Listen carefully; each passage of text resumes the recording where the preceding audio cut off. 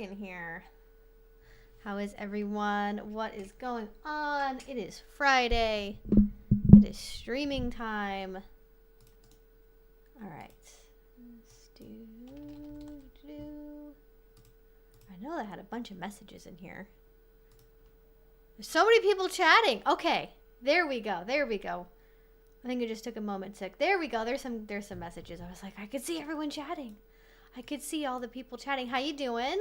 For once, I feel like my hair looks all right. I'm happy with it. First sweater of the season. I technically don't need to wear it because it's 70 degrees, but I wanted to. It's actually a pretty thin sweater, actually. This Blackcraft one is not the warmest thing that... Oh, can you guys hear me? Okay, good. Good. I was like, wait, I didn't check my audio. Can people hear me? Yes, it is. It is streaming time. I don't know why. Okay, there we go. I don't know if Restream's just having issues today, but like it's not sending messages through, which is the whole point of having it, is because I want to be able to see your messages. I want to be able to see the messages. How's everyone doing? How's your Monday? Love the early crew. I posted the link for this one like really early. Because I was like, well, let's give people time to plan their Friday. So welcome, Phil's Violet. Welcome, Todd. Welcome, Twixie Shorts. Welcome, Jay. Welcome, Andrew. Welcome, Nathan. Welcome, Darian. Welcome, Paleo Kitty. Welcome, Deanston. Welcome, Zernicki. Welcome, Jinx. Welcome, Purple Dragonfly 2002. That's like a very old school YouTube name. I love it. Hello, Audrey. Hello, Rob. Hello, Rom. Not to be confused with Rob. Two different people. Hello, Kiwi. Hello, Audrey. Hello, Jem. Hello, Scare Bears. Hello. Oh, Scarebears, I don't think you've been around for a while. What's up? Hair looks fantastic. Thank you. This is actually day 2 hair. I'm amazed. I'm like, I don't know how I managed to achieve this. Actually, I did re-wet my bangs and like re-dried them, and I find that really helps for the longevity of a hair look between hair washes. You're door dashing right now? Wait, as a door dasher? Don't watch my streams while you drive, sir. That's dangerous. Or do you mean you're getting a DoorDash? I'm not really a big like food delivery person. I like cooking at home and I like eating my own meals. But I have a lot of friends that are really into that. I put my water bottle in the freezer today, and I like having the ice in it, but also it's very damp. And my water bottle is very wet and I don't like it. So I'm going to actually, I think I might put that on the floor so it doesn't drip all over my electronic equipment. It's like, all right. Life got chaotic. I mean, I get you on that. I feel you. Sometimes life do be chaos. Hello, Evie, my first stream. Oh my gosh, well, so excited to have you here. What's my short? A shirt? It is a Blackcraft clothing, believe in yourself, like tie-dye-ish hoodie. I don't even know which actually. I think it is literally really tie-dye. It's a very nice like light fall weather jacket. I enjoy it. It does have a hoodie, and I don't have a lot of hoodies. I tend to have mostly crew necks, so that's what we're wearing today. And we love all of our mods. Thank you for the mods being in the chat. So I'm just going to go ahead and get right into it with the spiel, with the rundown of what's going on today. So if you're new here, love it. Welcome. We have a really fun time here. There are some just baseline things to know and understand. So this is 18 plus only. So you're not at least 18. Please don't be here, like it says right there. Also, there's rules below. There's a rules and FAQ. So if you're new here, if you are like, oh my gosh, what is BDSM? Where do I buy a flogger? What movie should I watch? What book should I read? How do I tell my boyfriend I want to try this? How do I tell my girlfriend I want her to peg me? Whatever it is, those kind of more basic intro questions are answered in the FAQ down below. And we just have some kind of general baseline rules.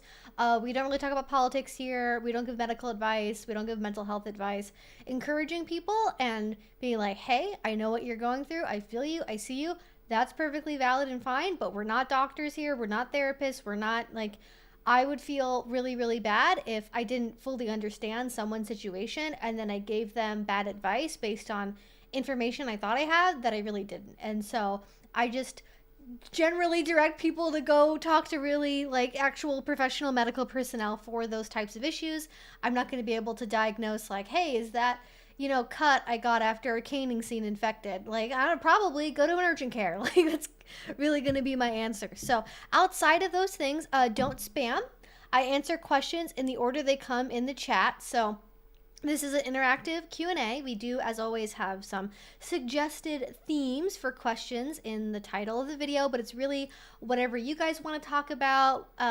For today, I thought maybe we could discuss cheating, because that's been a hot button topic thanks to a couple of YouTube and other types of celebrities in the last couple of weeks, I've noticed. We can talk about cheating and also masochism and pain, play, and impact play, because I feel like we've kind of been talking about power exchange more recently. We're talking about sadism more recently. I thought, let's bring it back to one of the other parts of the BDSM spectrum. I also just did a podcast episode with Hannah Witten, and she's a wonderful creator. She has her own podcast called the Doing It Podcast, and this would be really interesting and fun for you guys. That's not coming out until November, I don't think, but it's on the way, and I'm so excited. I really, honestly, you guys, like, if you guys listen to podcasts, if you have a podcast you want me to be on, like, please recommend me to a podcast, because I would love to go on more podcasts and just, like, spread the gospel of educational BDSM and asexuality, explaining all of that to maybe a wider audience, because that is really what my platform is all about, is education and helping people understand this, kind of unusual, weird world, and helping just more people not misunderstand us, essentially. So I don't really know a lot of podcasts. I pretty much listen to like the Loving BDSM podcast, and they don't really do guests like ever. It's just the two of them.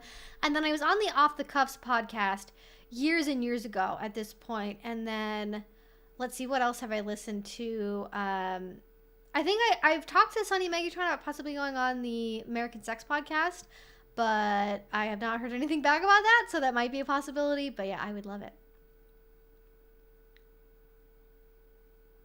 So that's the intro. That is the things you gotta know to have a good time around here. And go ahead, give the stream a thumbs up. Give it a thumbs up. Let people know you're having a fun time here. I guess it does actually help people find the stream if you guys give it a thumbs up, because that is what they do. Oh, my bitrate is low. Let me fix that. Literally every different streaming platform I stream on has a different bitrate requirement for like the quality of my streams. So I have to remember to change it every time, and because there's technically a way to have different settings for each one, but it's a huge pain in the ass, so I don't do that. But let's get into what y'all are talking about. My week's been pretty good. Went to my first munch last week and feeling optimistic. That is awesome. I hope you had a fun time. I've not been to a munch in a very long time, so I'm not necessarily thinking of going to one in an immediate, future, honestly. There is a space here that I'm really excited about. I haven't gone to yet. I'm not going to say what it is by name because I don't know like how. I think they're kind of public, but not really. But it's interesting because it's also like a co-working space for like kink educators, content creators, dominatrixes, and I'm like, that sounds really cool. So I'm looking forward to going and checking it out. They have like an online thing this weekend that's a class, but they have one in person, I think. What's it about? It's like mind fuckery or something. Yeah, they're doing an in-person class in like 2 weeks, I think, that's about like mind fuckery and like emotional sadism, I think. And I'm going to go to that, I'm pretty sure, as long as like the day works for my schedule. So I think it's not one of the days that I stream. So thank goodness, because I stream in the evening, and almost all of these classes are in the evening, which is like fine. It's like most people's schedules are going to work best with that. But it's like, if it's a Monday, a Thursday, or a Friday, I can't do it. So it kind of limits my options for stuff to go to, because I have a routine. I have a schedule. I have stuff that I do. Also, I love Hannah Witten. She makes great content. So excited to see the interview. She apparently watches a lot of my stuff. I don't know why I was surprised by this, but when we were doing the interview, she's like, oh yeah, I remember watching your video on like XYZ thing. And I'm like, I don't think I'm very critical of like my own video content and like my delivery as a creator, if that makes sense. Like, I'm not like, Kat Black and Hannah Witten, they do a lot of very creative stuff with their editing. They add in a lot of like their own artistic flair to it, especially with like thumbnails and stuff, and I don't do that at all. Not because I wouldn't want to, I don't have that skill. I loved art as a child. I was not naturally gifted in any way. I am very much more of a writer. I'm much more of not necessarily even auditory, but much more of a non-visual but writing and like reading focused person. So that's really, I think, where my strongest skill set is in that realm, not with like fancy YouTube editing. So I was like, oh my gosh, you watch my videos and you like them and they're not garbage. Validation, yay. I was like so excited to hear that. And we have on many occasions either referenced Hannah in some of my videos, or I watch them on my Patreon live streams when she makes new ones. Of course, she has been on maternity leave to have this whole like having a baby situation. I don't know what that's about. So she's not been making as much content recently for me to watch, but I'm excited she's back with the podcast. I'm on it. And she's also having another asexual, it's Ace Dad Advice, who I think y'all have recommended to me before, but I don't think I've really watched their content too much, and maybe I'll watch it kind of this coming week for a Patreon stream, because I love other asexual content creators. Because I find what happens is this is also true for like kink content creators as well, is I feel like it's a very flash in the pan. Someone makes like 2 or 3 videos and then they just stop making videos for some reason. Like either they figure out it's like too much work, or they have to go back to school, or whatever it is, right? They don't get the experience they want from doing YouTube, and so they stop doing it. And to be fair, like I also kind of did that originally in my career on YouTube. Is I made like a handful of videos. I think I made like maybe 5 or 6, and I was in my I think when I started making YouTube videos, I was like between my 3rd and like my final. I went to school, I went to university for 3.5 years. So I'm like, I don't know how to count this, but because my school, like my scheduling system for my school, like we didn't have just semesters. We used kind of a weird like system that not a lot of schools use for like scheduling stuff. So I was technically in school for 3.5 years for university. And I think I was between my 3rd year and my final half year when I started making YouTube videos. And that final half year was obviously, as most people who have degrees will understand, is the most intense. And I was also working at the same time as well. And I worked like this insane schedule. I had one job that I started with where I was working from like 10 p.m. to 2 a.m. And then after I left that job, I immediately got a different job where I was working the opposite schedule, where I worked like 3 a.m. to 11 a.m. So like did not really have time to like film YouTube videos between that at all. And it was somebody, and I don't know if they're still around, but I don't know who they are. And they reached out to me because I had like a really small audience at the time, right? I had like 60 people who watched my videos. And I remember I got a message from them on Instagram, and they're like, why don't you post YouTube videos anymore? I really miss them. And like hearing from that one person really made me motivated to want to do it again, because I didn't think anyone was really watching or engaging, and I was like, I don't really know if people are into this. And at the time, like pet play and things were really big on Instagram still, and I'm sure it is in pockets, but it's not the way that it used to be, because censorship and Facebook have really changed a lot in that regard. And Tumblr as well. Definitely getting rid of porn on Tumblr, I think, was also something that kind of made it more, not something you saw as much on social media. But this is all to say, if you have a content creator you really like, especially if they're smaller, like if you don't see them posting videos, or if they are, but maybe they seem kind of off, or just out of the blue, just out of the kindness of your heart. Like sometimes it does really matter to content creators. And I try to read all of my comments. I try to respond to as many people as I can. And I do like really notice it and appreciate it when people say positive things, or even have like constructive criticism about like, hey, I think you messed up here, or you could have said this instead, or I don't agree with that. Like I still love those comments, right? Like I had people, for example, on my video on the ABDL reaction video who were like, I don't really agree about the identity thing. And then I got to sort of explain more, because it's hard when you do sort of a reaction format, I feel, to fully explain what all of my thoughts about it are with the identity things. And I'll just kind of say it here, is I'm not against using the phrase identity or saying I identify as a submissive or I identify as an adult baby or something. I'm not against doing that in like a kink context or in, kind of a more closed community space or like a Discord chat or whatever. I think if you know your audience of people and they're going to kind of get what you mean, that's fine. But if you're doing it on like a national broadcast or an interview or something where you're doing it to an audience that has a different understanding of what identity means, and you don't explain what identity means in the context you're using it in, it's going to cause assumptions and miscommunications. And I just want to try to avoid that, because I have heard from people, example, like people that are like non-binary or trans, who say that like sometimes when they say that they're trans or they come out as being non-binary, you have people go, oh, you're like one of those like dog people, you're one of those like adult babies. Like there are people who get so confused about like what the differences between all these things are that like I just want to simplify language and make it easier. So all of this is really to say that if you have a content creator you love, if you have somebody whose videos you watch, especially if they're smaller, you know, give them a nice comment, say, hey, I love your stuff, I hope you keep making it, or I can't wait for your channel to blow up. Like just reach out, just say something, and spread a little positivity, I guess is the cheesy message of today. But I was thinking about that earlier about, you know, sort of the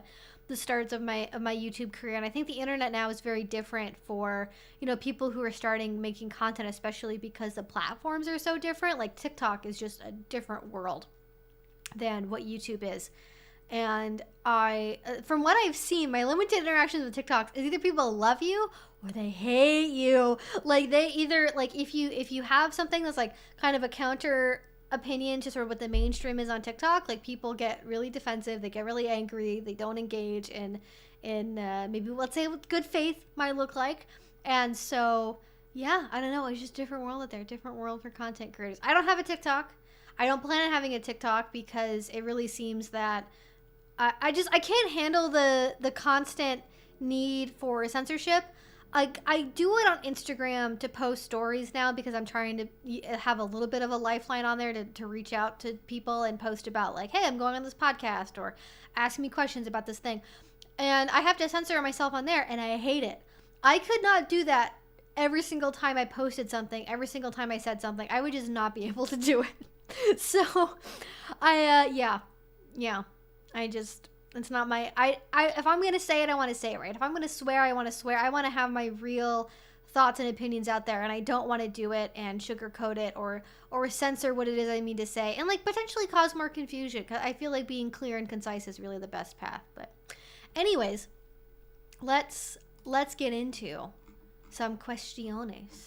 Some questions. I don't know why I say questiones, because that's like preguntas is like the word for like questiones is not even like a I mean, there's a word in Spanish, but for some reason I've decided, I think it's because I say my dog's name is like Bendita or Benditi, or like things that like are sort of in that flavor of pet name, and so now I just say other words that same way because my brain's broken. I don't know. Anyways, I started watching a Spanish detective show recently, and I love it. Like I love being able to point out the translation stuff to I'm watching it with one of my roommates and they don't speak any Spanish at all, and I'm like, oh, what's interesting, they use that phrase because they're saying this, and this is what this literally means if you're like directly translating it into English. And I very much, maybe the only regret I have associated with my degree or my school days, because I love the school I went to, I love the degree that I got, I love what I studied. But if I had a time turner available to me and I had the energy, I would have gotten a minor in Spanish. I had professors that really encouraged me to get a minor in Spanish because I was very fortunate. I grew up in the South, right? And my best friend in kindergarten was like, her name was Sophia, and she was from Spain, and she had like a very thick Spanish accent. Like I grew up around like a lot of Spanish speaking people. I think that kind of helped. Even though I was very frustrated. I lived in Florida for a long time, and they used to have a Spanish elementary school program where starting in kindergarten they would teach you Spanish to help kids become bilingual more easily, and also for like the immigrant children and stuff, so that way they had more of a easy transition to, you know, other classrooms that were, you know, only English speaking. I imagine I was in kindergarten, so I was not privy to the school board's direct plans with that, but they cut the funding for it. I'm so mad about that. I'm like, oh my gosh, like my opportunities for language learning have just like, they're so hamstrung by that, because after that I moved around a lot, and let me tell you, middle school and high school foreign language programs are garbage in the US. They're absolutely, I learned more in one class, a single class of Spanish in my first year of university than I ever learned at any point in middle school or high school. And I really wish I would have gone back and actually done a minor in that, or done something more on a degree thing. But if anyone here has majored in a foreign language will know, because I had family members that majored in a foreign language, like if you do that as something related to your degree, it's much more intensive in terms of like the amount of time it takes up in your schedule, the amount of classes you have to take for it, because it's not just the same thing as, I don't know, like learning business or whatever. I feel like it's much more time consuming personally. and takes a lot more like active practice. And so I wish I would have done that, because I feel like it would be really awesome if I could, like, for example, subtitle my own videos in Spanish. Now there are people who make like Spanish and like Portuguese language, especially, and German, a little bit of German as well, videos on YouTube, but definitely not very many. And like Jillian, right, who we've talked to before, Jillian Keenan, she has videos now because she lives in Mexico, like, that she does in Spanish, which is awesome. And I wish that I had more ability to do that. But I completely, like, my reading is fine, and like if I can listen to something with subtitles on, I can mostly get like the gist of what is said. But my speaking ability is just absolutely garbage. But I learned a lot in college about like oral posture and speaking skills, and like and kind of more like the actual like understanding like the underlying like linguistic principles of it, and like what makes it different and how to pronounce things. Whereas I feel like in Spanish, in like in foreign language in general, like high school and in middle school, it's kind of just like they're just teaching you nouns, like they're just teaching you vocabulary words, and that's all you're gonna get. So anyways, that's my foreign language rant that nobody asked for literally whatsoever. But I took a nap today, and I apparently haven't spoken enough words for some reason, so I gotta get them all out. Hopefully this has been entertaining in some fashion.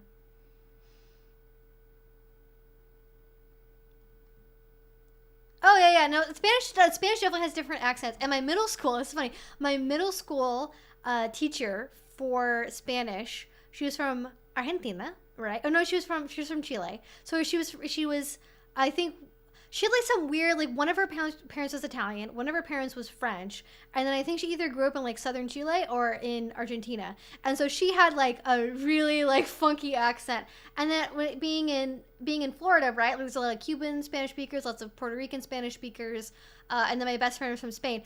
All sound very different, all very different accents, and I can kind of pick it out a little bit, like if I'm hearing somebody speaking Spanish, like especially if it's like Argentinian Spanish, or like, you know, one of the dialects of like Spanish from Spain. Like I can kind of pick it out a little bit, but a lot of people, it's weird. People also say the same thing about sign language as well, which is what I did in high school. I did Spanish and I did sign language. Did not do sign language and I actually talked about this in the interview I did with June Lovejoy. I don't remember if I cut this out, but I'll just say it because I'm on a roll. One of the original things that I wanted to major in when I was going to college is I wanted to become an American Sign Language interpreter. Turns out, didn't think to check this because it wasn't something I had. Like a bunch of things, like I wanted to get a degree in history. There were a bunch of things I wanted to go to school for, so I just had like a list of alternates. But I originally thought I wanted to become a translator for ASL, and I did years of ASL when I was in high school. And actually that, I think, of all the languages that I learned in middle school or high school, anywhere I went to, ASL I think was the most effective. I think that one was there shouldn't be high schoolers listening to this, but if you have kids that are high school age, or if you have younger siblings, like if they want to learn an actual practical like foreign language that you might actually be able to get useful shit out of while you're that age, I think ASL, if it's offered, you should absolutely take it. It's very, very useful. A lot of people think that ASL or like sign, they just call it sign language, right? They don't realize that like every sign language is different. And the like American Sign Language is based on French Sign Language, not British. Like, and if you go to like some random, you know, little farm somewhere, a random little remote village in, you know, the south of Mexico, or like a remote village in Alaska, like every individual group of people, if there's deaf or hard of hearing people around, like they're going to invent their own way to communicate, and it's going to have its own offshoots and its own variations depending on what school you went to, what region of the country you lived in, you know, how long ago you learned it as well. Did you learn American Sign Language? Did you learn Sign Exact English, right? All those things are really different. And so, you know, people sometimes, I think it like it's absolutely insane to me that anyone would think that like, that somehow sign language would be universal, even though we don't have a universal human language. But yeah, I originally wanted to do that, and then my university, though they had sign language as classes you could take, and this drove me nuts, it was not counted as a foreign language credit. You could technically major in it. You could technically get it as a minor, but it was not counted as a foreign language. And if anyone here is deaf or hard of hearing, or you have learned sign language, or you grew up, maybe you're a hearing person who grew up in a deaf household, like, sign language has its own fucking grammar. It has its own rules. There are some things where, like, you have to finger spell the word for broccoli, okay? Like, there are some things that are like English. But for the most part, it's its own language that happens to have some similarities to English, but it's not like I don't know, it seems like ableism, maybe? I think it's like things that are slightly ableist. Telling people that American Sign Language is not a foreign language. And the ASL, like, deaf student group, because there was at the school I went to, there was a fairly large, and this is why I was surprised this was not accredited as a foreign language. My school had a very large speech and language pathology program. So, like, that's exactly, like, if you're somebody who needs hearing aids, if you're somebody that is deaf and has a cochlear implant, like, that is that whole realm. And for some reason, they have that, but they don't have, like, what? Like, make it make sense, right? Anyways.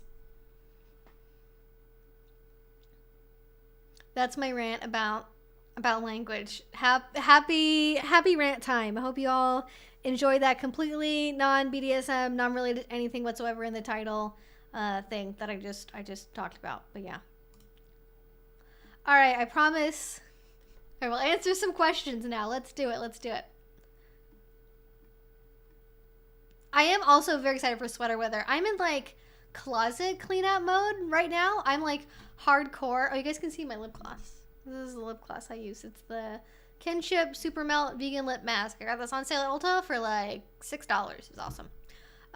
So I'm in closet cleanup mode, and I'm like, okay, what clothes do I want to keep? What do I want to get rid of? I've been really like downsizing stuff, and I feel like I've been really enjoying that, but I also want to, like, it's really hard. I feel like when I get to the winter especially, I love dressing up during the summer. I'm very much like a summer person, and so my wardrobe is centered around like warm weather clothing and like shorts and tank tops and things that if I want to dress cute. And I feel like I don't have cute clothes to wear during cold weather.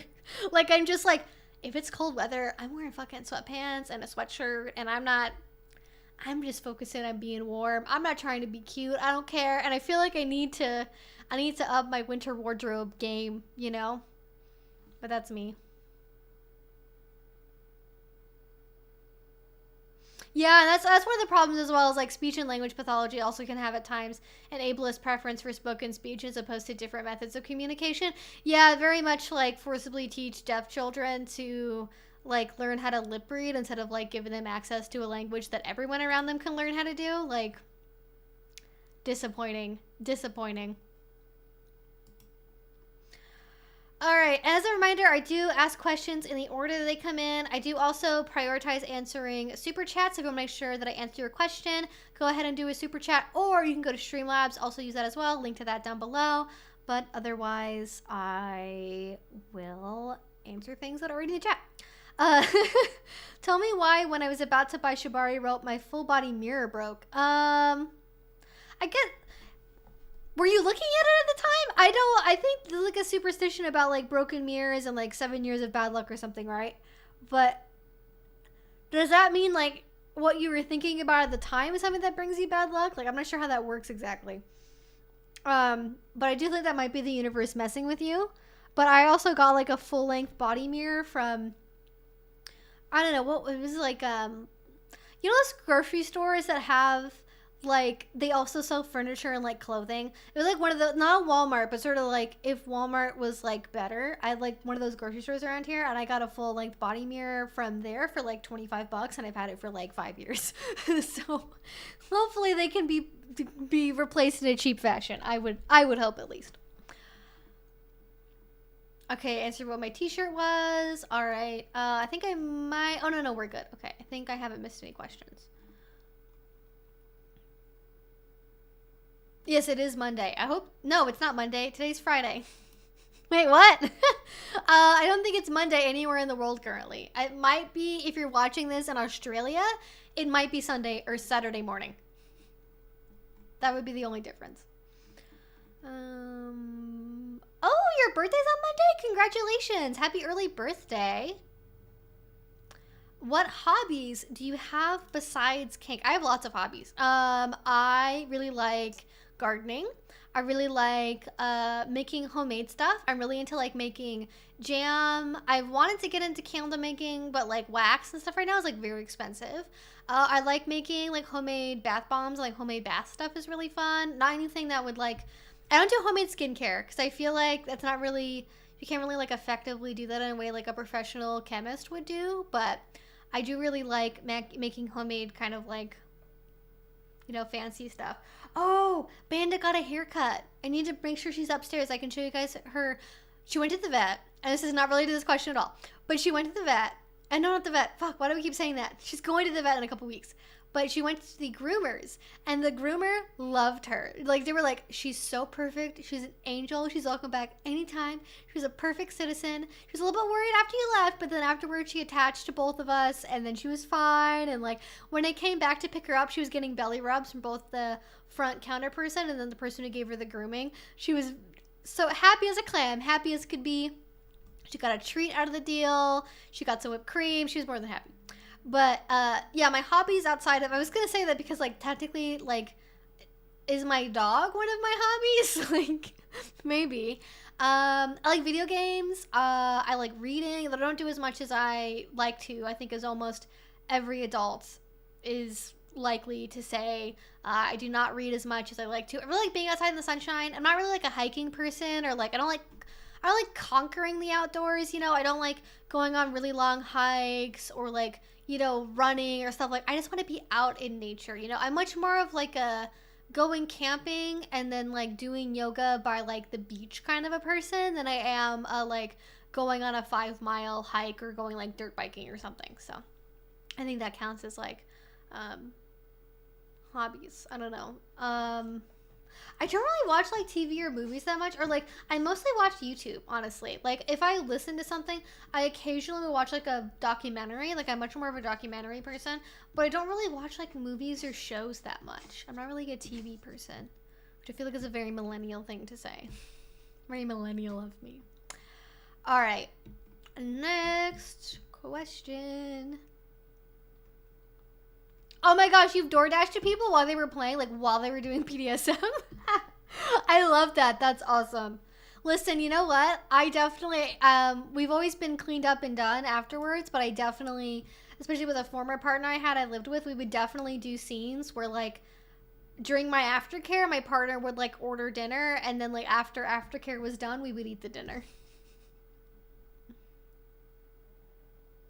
I like reading, but I never read. Doesn't mean that it's hard. I really have to set aside time to do it because I like doing it. And I have books that I want to read, but I almost have to think about it like a work thing because I read it, like, these days. I read a lot of nonfiction. I find, like, fiction hard to get through because I find a lot of, and maybe this is my fault, I'm not very good at picking books maybe or something. I find a lot of fiction books to be very difficult to get through in terms of, like, not predicting the plot, not finding it trite, not finding it predictable. I find nonfiction's, like, easier to read. So I realized it was related to what I would call, like, work stuff, right? So, like, educational stuff about, like, polyamory or BDSM or, like, the science of pain or the science of, like, sexuality. I read a lot of books like that, and partly because I like it, but also because it's, like, you can't predict the plot of a book about the science of pain processing, But it's not something that you're always compelled to, like, pick up and want to read either.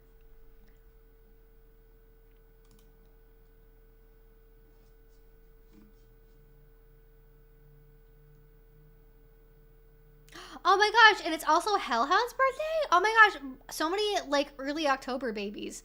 What sign is that? Because is that still Leo? October 3rd birthday zodiac is literally the first thing that pops up. Oh, it's Libra. Okay, so you guys are right on the other side of like, you're sort of in the early mid part of Libra. All right, well, happy Libra babies. Not that I really, like, super believe in astrology or anything. I just think it's interesting to be like, oh, what's your thing? Because we all like labels to some extent. It's cute.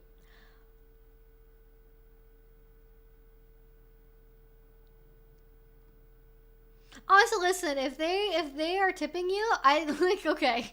Like, if they're tipping you and they just got done doing BDSM, all right, worse things happen, and the tip can definitely make up for it. I've definitely had people that, like, did things at my place of work that I thought were, like, inappropriate or uncomfortable, but if they dropped me, like, a $20 tip afterwards, I was like, you know what? It wasn't so bad. Definitely could have been worse.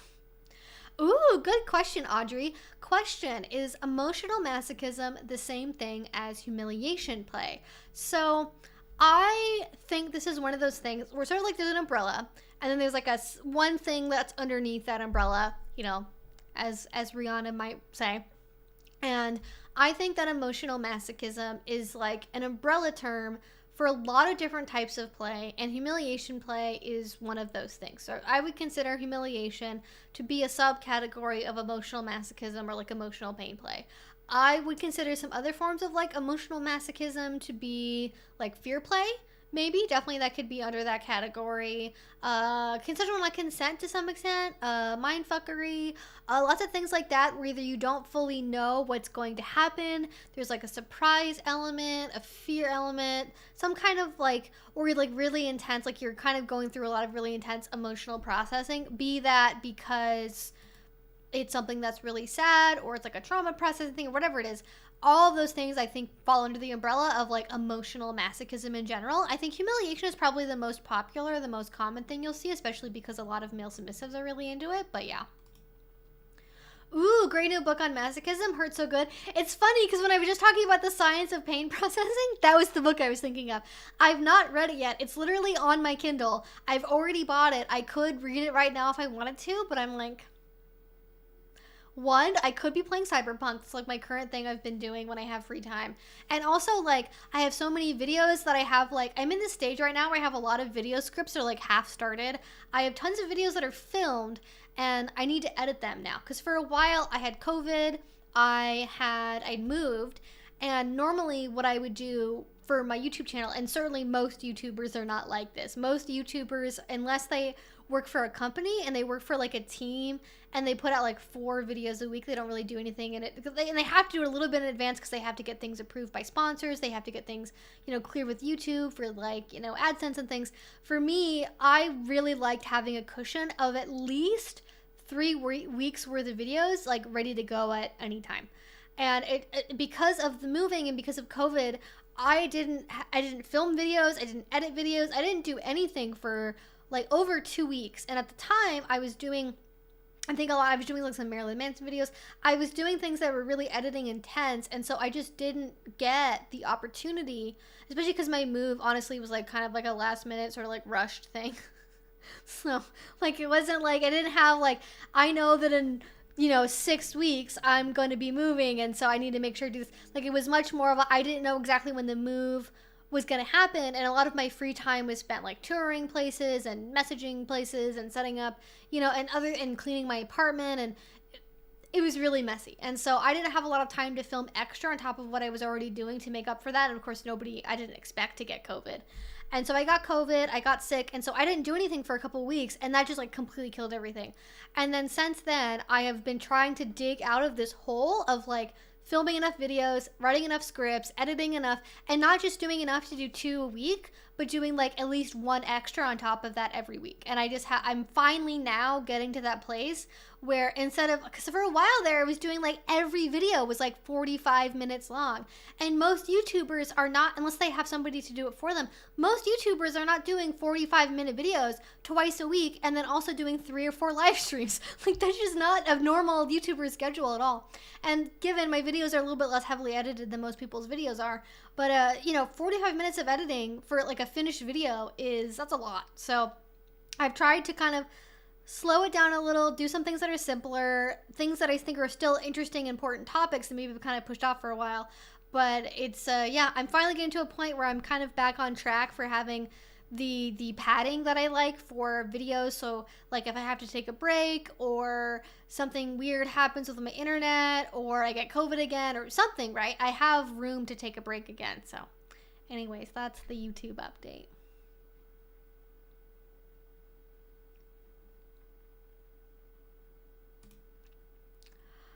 All right.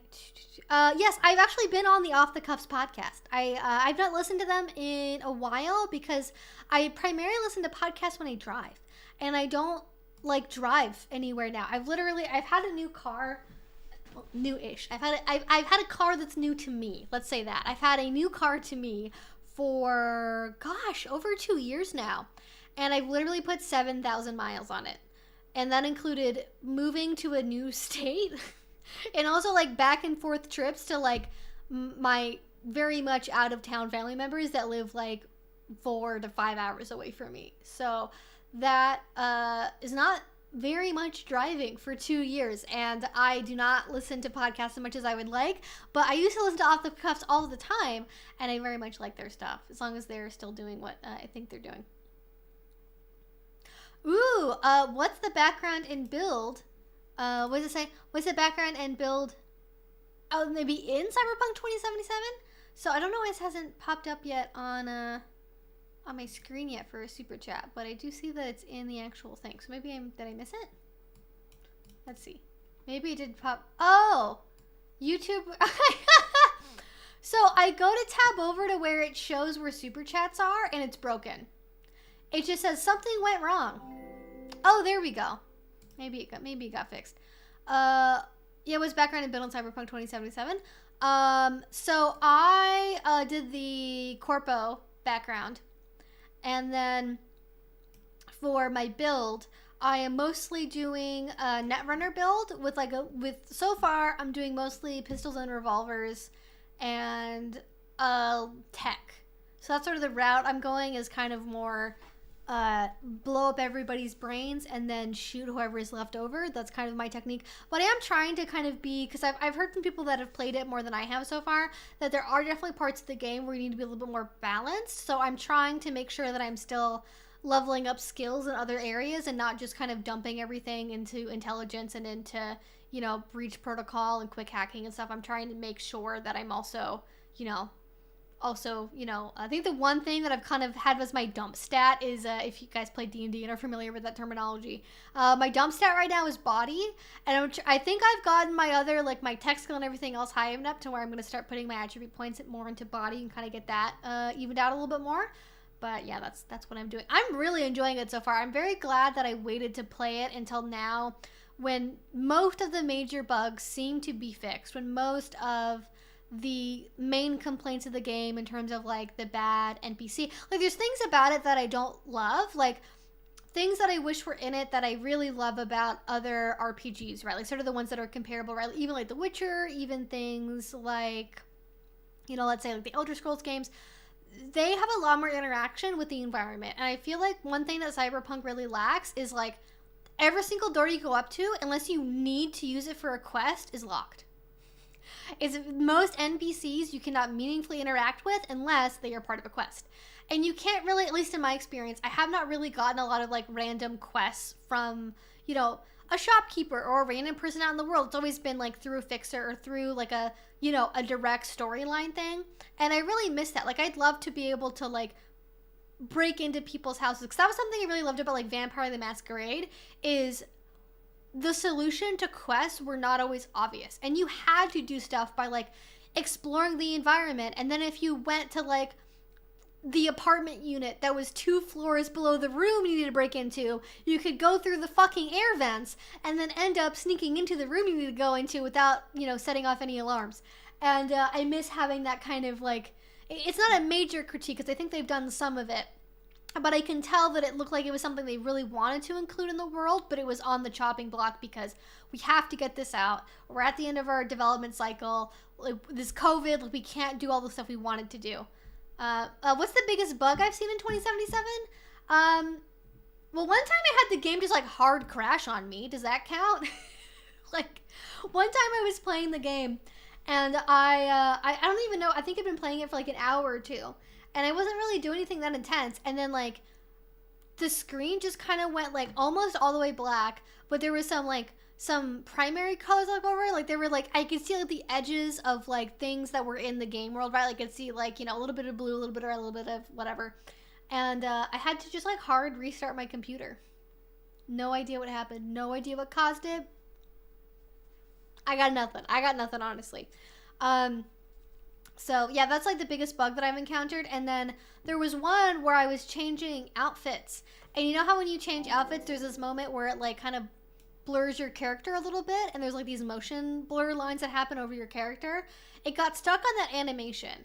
And I couldn't change outfits, and I couldn't, like, even if I, like, reloaded, even if I did whatever, I had to just, like, again, restart the game to get it to fix itself. And again, no idea what caused that one. Just complete random bug.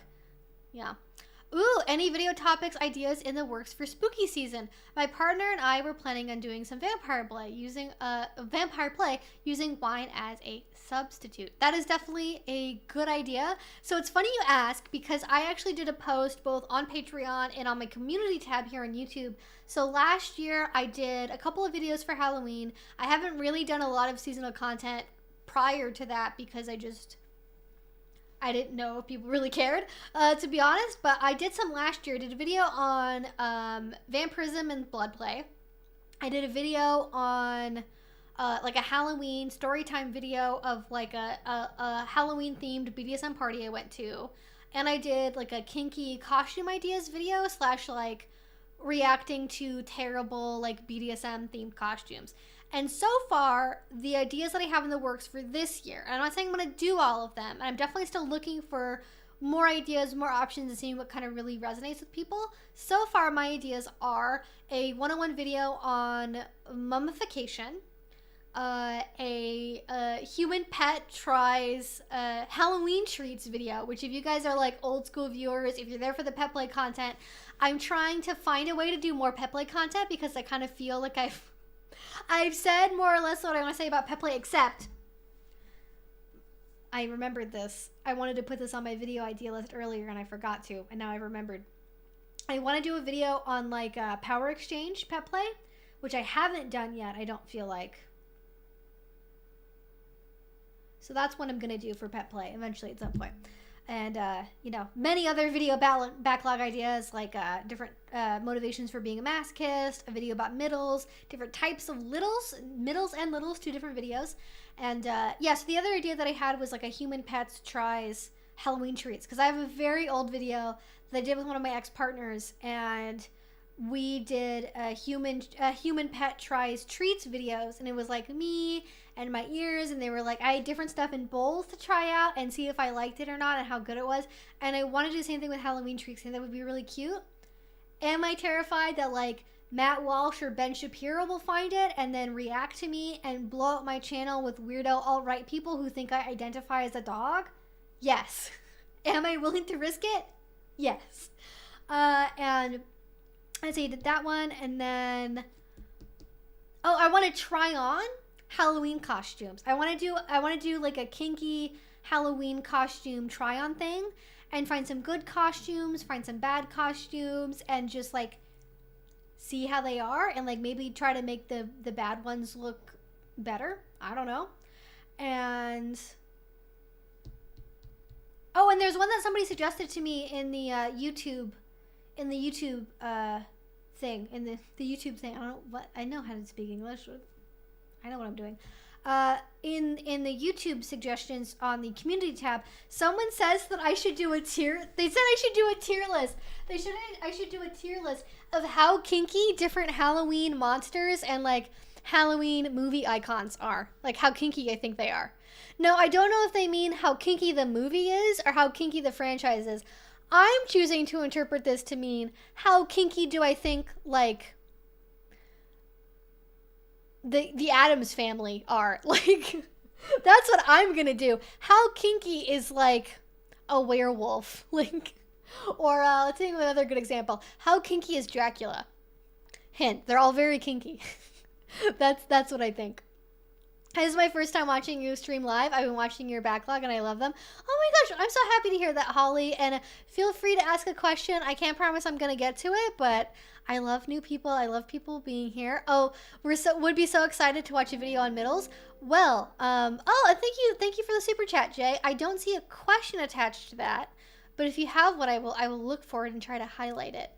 Yeah, but if you guys also, for the middles video, if you guys have particular questions or things you want me to cover in a video about middles, I always ask this, especially when I'm talking about kinks that aren't personally mine, because I'm not a middle. I'm more like a middle than I'm like a little, but I wouldn't identify or use that label for either one of my, kink things.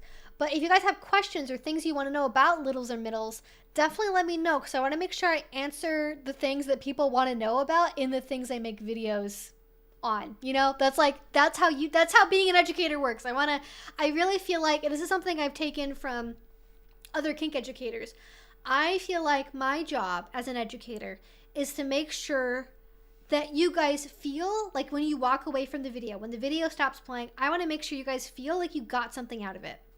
And that could be, this video blew my mind and I had every single question answered and this is like perfect for me. Or it could be one kind of thing for maybe like your personal relationship that kind of stews in the background, or like maybe a challenge, like a definition you were using, or maybe a different way of thinking about a kink that you didn't necessarily like or understand why it's popular. Like just something that you feel got your brain cogs moving. That's what I want to make sure that I do. And I don't always ask people about like, what do you have questions about for this? Because like I feel like it's my job to make the videos, you know. I don't want to make it your guys' job to make my videos for me, but I do want to make sure I'm incorporating those questions. A character tier list sounds fun. The tier list sounds awesome. Yeah, how kinky is Ghostface from the stream? I guess I should probably ask you guys, like, I don't really know, like, I don't really watch a lot of horror movies, so I'm kind of unfamiliar with especially horror movie monsters and stuff, like Hellraiser and stuff. I'm probably going to mostly have to go off of appearances, honestly. But, you know, that's how vanilla people judge how kinky something is, so why can't I do it? All right, so I hate to interrupt our flow here because I feel like we're having a really great stream today. I feel like we've got the energy going. We're having a great time. Don't go anywhere. Give the video a thumbs up. I actually, let me very quickly, oh, that's not the screen that I want.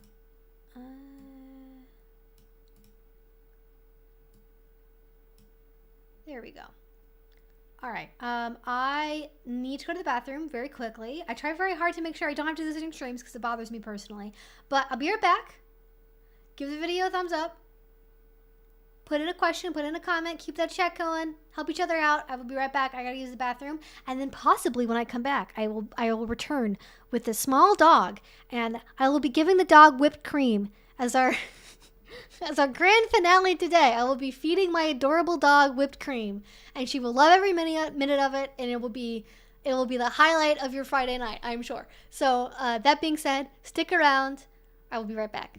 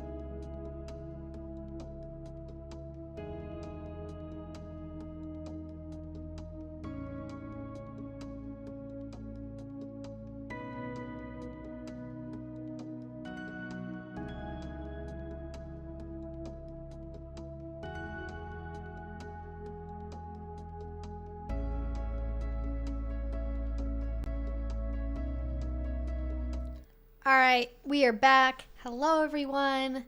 Hope you enjoyed your break. Hope you took advantage of the break to, I don't know, do something else besides look at my face, I guess. So, I will be getting my dog at the end of the stream for her puppuccino treat. But for now, we're going to stick to answering questions.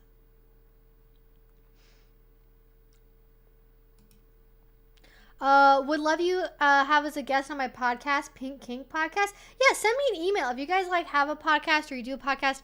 My business email is in the description below. I believe it's in the description of all of my videos and on the About Me section of my YouTube page, and it is lupineeventide@gmail.com. So that's me, and that would be the best place to reach out to me for coordinating stuff. It's my main business email address. And yeah, reach out to me there. Question. I'm going to be teaching a class on chemical play at a con this October. It'll be the first class I teach. Do you have any advice for important stuff to do / focus on teaching advice? Here's the spooky season. Donated $10. That's so loud. Here's the spooky season. Just recommending the Coffin Club if you haven't been yet.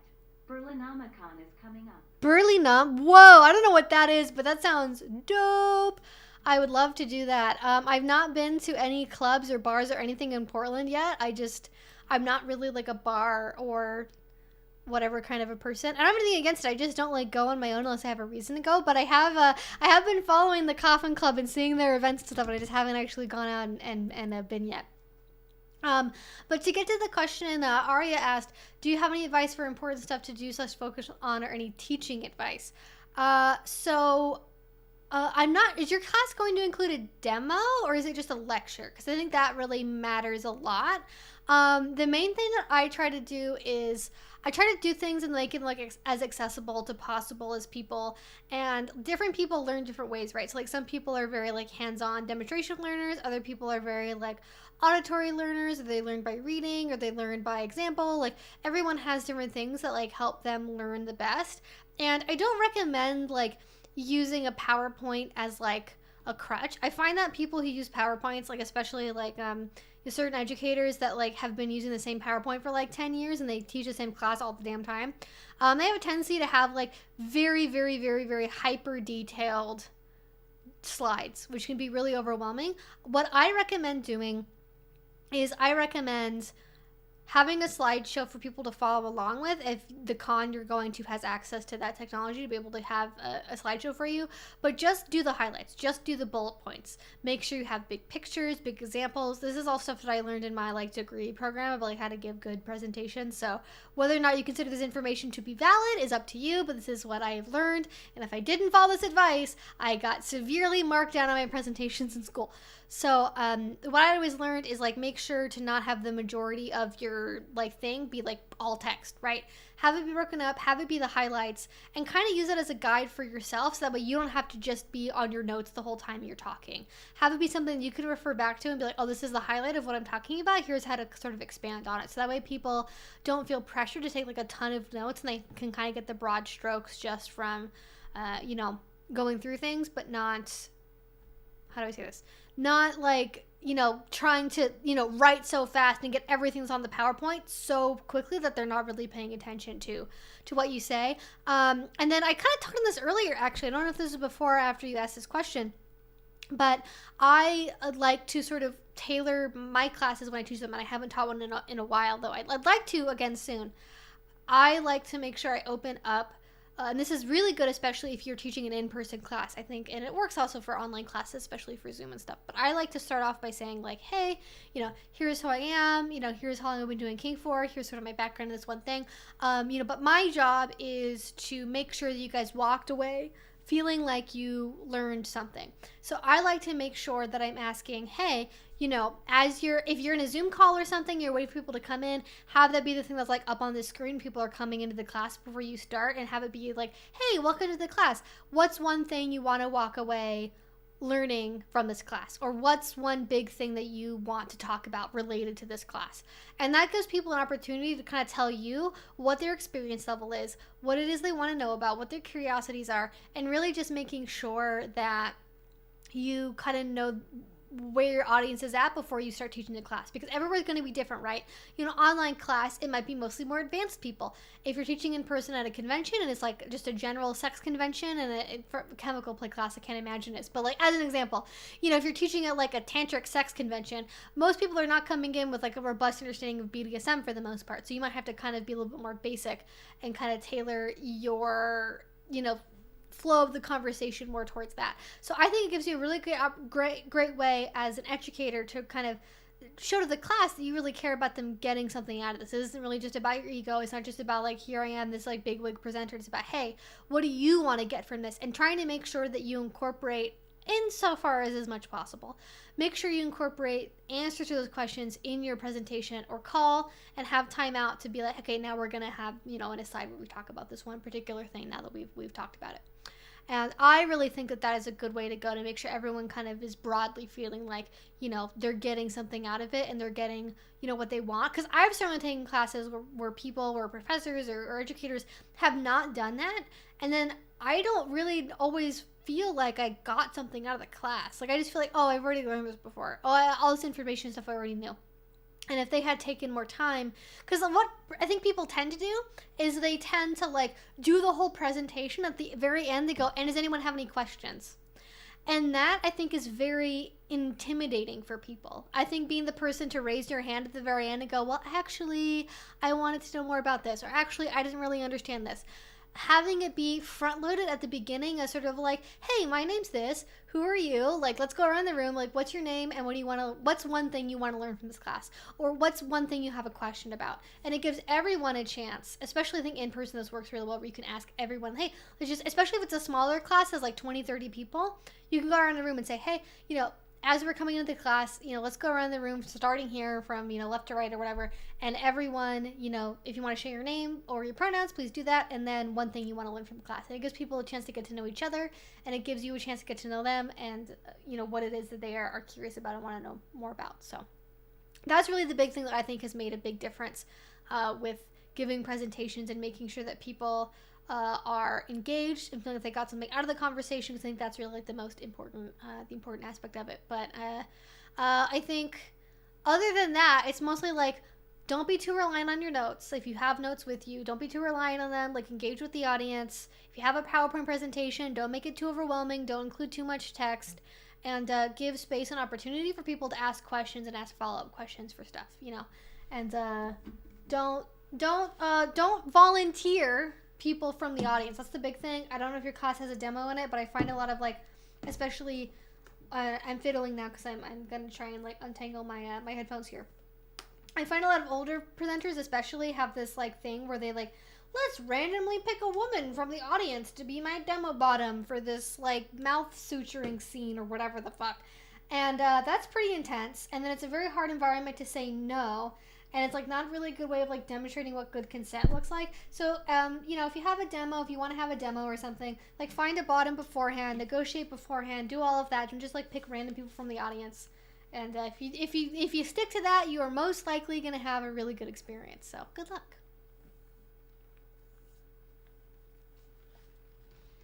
All right, headphones are fixed. Next question. Favorite aftercare? My favorite aftercare, honestly, it really depends on the scene that I'm doing, because different scenes for me kind of require different aftercare, because they do different things. Like so for me, like pet play, I don't really need aftercare from. I'm just like, this is already aftercare. This is already something that feels good to me. It's not very like mentally or emotionally taxing. I don't really need aftercare at all afterwards. So for that, I don't really need aftercare at all. But for like, you know, impact play or like rope bondage, it's different. Like rope bondage, I don't typically always need aftercare for. But for like impact play, I think is like the thing I tend to need aftercare the most commonly. And for that, usually what I need is if we played at night, I'll probably need food. And then if we were playing and it kind of went, you know, heavy and it got kind of like loopy or subspacey, I'm probably going to need to like cuddle, take a nap, take a shower, do something like that. And I think for me, What's my favorite, like, part? What's my favorite part of aftercare? If I had to, like...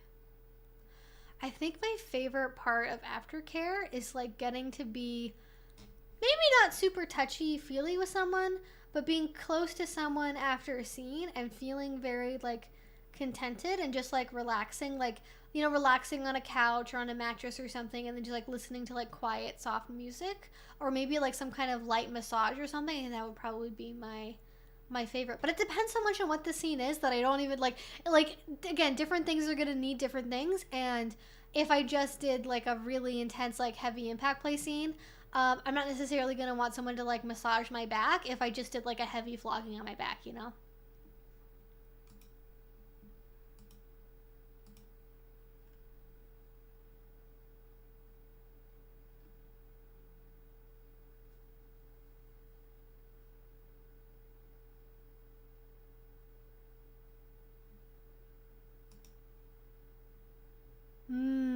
All right, next question. Yeah. A class on mindfuckery sounds super interesting. Yes, I've read some books about it before, but I have not, as far as I can remember. And I've taken a lot of classes. So maybe I forgot something. I don't think I've taken an in-person class about, like, emotional masochism or mindfuckery. So we'll see what information I learn, because I love learning stuff, and I love, like, my favorite thing to do is, like, synthesize information from, like, a bunch of classes and kind of put that all together in terms of, like, you know, I'll use humiliation as an example, because I think it's, like, the most common thing, as I've sort of already said before, is, like, you know, here's this, you know, class from Midori I took, here's this book by Princess Kali, here's this, like, you know, this blog post that I read, here's a book that I read that has a chapter on humiliation, you know, taking all these little bits and pieces, and then, like, synthesizing that, and then kind of putting my own opinion, my own perspective into all of that, and kind of swirling that around in a big pot, and then, like, this is my perspective on this thing. And I love learning from other people and kind of taking what works and then leaving behind what doesn't, or what I don't necessarily agree with, or what doesn't resonate with me, because there's something very important that I want all of you who listen to me know, is there is no one, like, if you listen to this person, you'll get all the right information, even from me.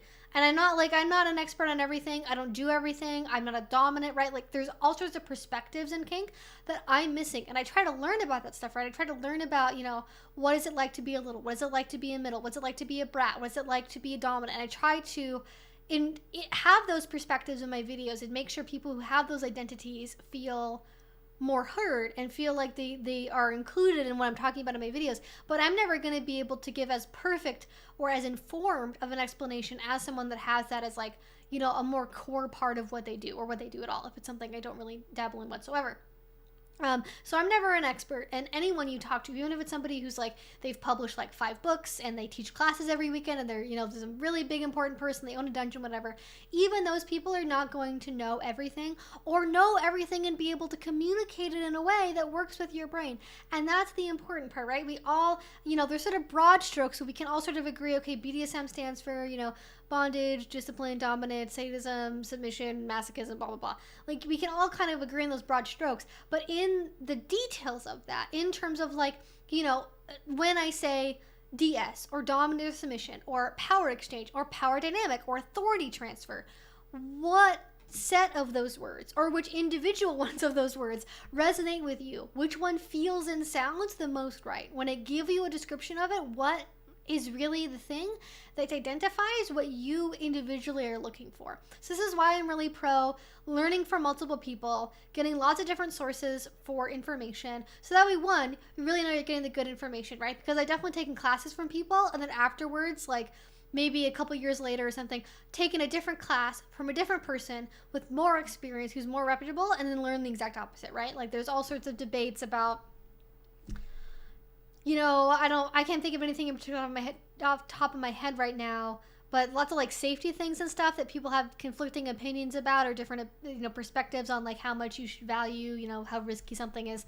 And so I really like learning from many people, because then you can kind of make your own best decisions about what works for you and what doesn't, and, you know, the language you want to use and how to describe something. And one person's BDSM isn't going to fit your BDSM, but it's also really important, because then when you have partners or play partners or potential dominants or potential submissives, you can talk to them and understand, you know, this kind of submission, right, is not what works for me. Because, like, some people, right, they're really into, like, romantic stuff, and it's very influenced by having this kind of, like, maybe underlying vanilla relationship that's very deeply bonded and very romantic and very sensual. And then other people are like, I don't want that at all. Like, I want cold, hard, distant, cruel, demanding. Like, they want the complete opposite, right? But they're both, you know, submission and dominance. And depending on what it is that you want, if you don't have examples of those things, if you don't have language for it, if you don't know how to identify those differences, you might not realize that you're actually going to end up being on different pages. So very, very, very, very unnecessary long explanation to say that I always advocate for learning from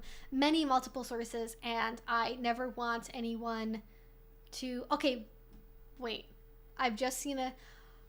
How have I never thought in my entire life that the DSM is one letter away from BDSM? I legitimately, I feel so... I feel like a banana head. I don't know how I never realized that BDSM and like, it's right there. It's right there. How did I not see it? I don't know.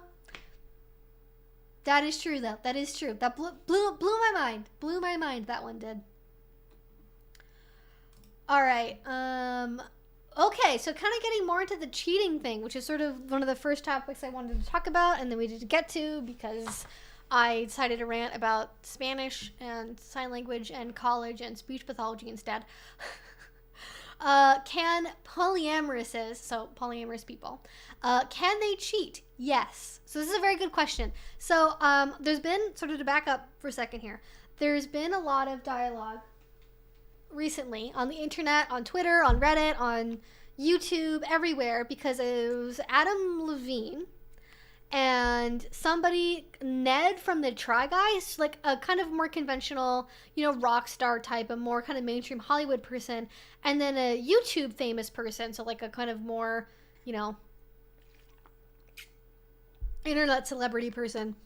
They both, in the past, you know, 7 days, or within very close to each other, it's not exactly 7 days, have both had cheating scandals where they cheated on their wives, and it blew up in their face, and everyone found out about it. And I find that there is sort of this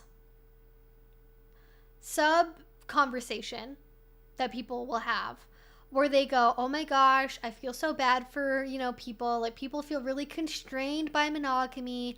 They don't realize that they have other choices. They don't realize that, you know, they don't have to be monogamous. And, you know, it's very natural for men to want to sleep with lots of women. And, like, of course, you know, your thoughts might stray. It doesn't justify cheating, but, you know, it might really be better if more people had, you know, polyamory or open relationships as an option.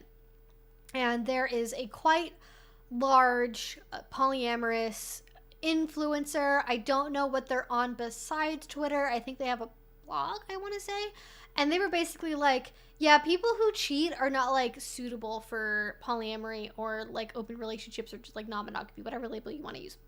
Because polyamory still has agreements. Monogamy is the agreement that you will not have sex with or sexually interact with other people. Different people kind of take that to different degrees, right? Like, can you watch pornography and be monogamous? Can you flirt with people on Instagram DMs and be monogamous? Can you have friends of the gender you're attracted to and be monogamous?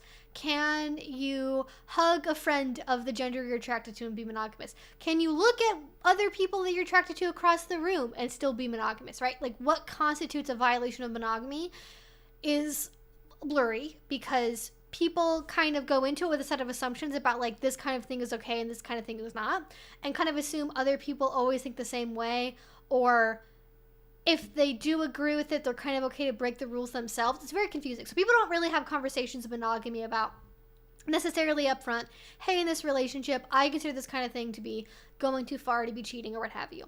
And in polyamory, we also have agreements about what is okay and what's not. And the primary aspect of cheating is that would be a violation in monogamy as much as it is in polyamory, is the lying and concealment and dishonesty about the introduction of a new partner.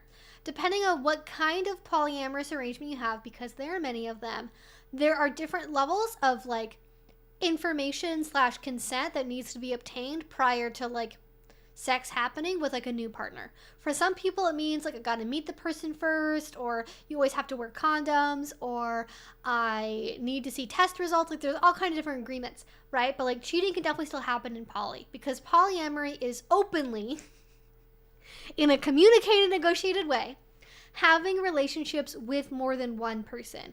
And if you are not open and you are not honest and you conceal other relationships from people, that is in fact still cheating, even if you are poly. Now, there are some people who are poly that don't ever want to know about their other partner's relationships. It's a very don't ask, don't tell, pretend it's not happening kind of an agreement where they never want to know about the people their partner's having sex with. And so they're willing to kind of go like this. And I think in that case, what constitutes cheating or not is a little bit more murky, because, well, they said they didn't want to know, but like, you know, that's a little bit more murky. But I think in general, like polyamory as a type of relationship style, cheating absolutely still happens. It's still a thing that people are capable of doing. And to get back to what I said about the statement that the polyamorous influencer made on Twitter, people that cheat cannot, with some rare exceptions, they're not suited to be in polyamorous spaces, because they are still willing to lie, they are still willing to conceal, they are not able to have open, honest conversations with their partners. And polyamory does not mean having less conversations. It does not mean a free pass to have sex with whoever you want, whenever you want, or flirt in DMs, or send new messages, and just everything's a free-for-all, everything's open and totally fair game. Like, you have to have conversations. And if you cannot have a conversation, if you cannot be honest about what your desires are and what you want, or you say you want one thing and then do something else, until you address that, you're not going to be able to have a healthy, open, or polyamorous relationship. So that is my opinion on that. I think that cheating is horrible. I think people on the internet, I feel like there's sort of like a stratification of like people that are acceptable to hate online. You know, like who are the groups of people that we kind of consider, like, you know, broadly in any case, fair game to shit on and be like, oh yeah, like I hate people who do this. They're all super gross, right? Because if you're on like, you know, kind of, you know, more the conservative or like far right part of the internet, right? People are like, you know, anyone who's LGBT, especially people that are trans, anyone who like has pink hair, anyone who's a feminist, like people like that are like fair game to shit all over.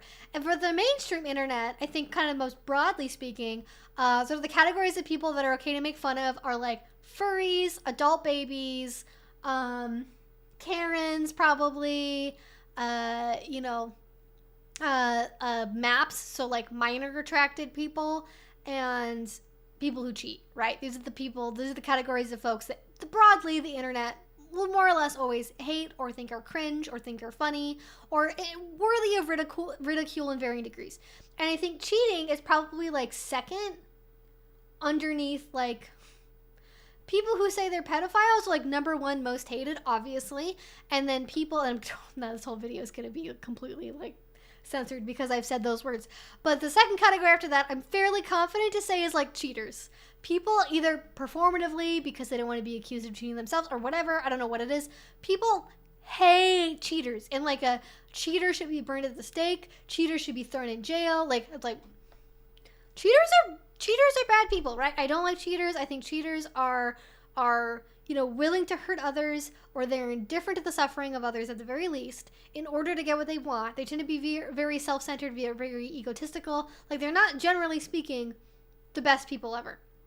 But I don't think that they need to be like hauled off and like put in a trash can.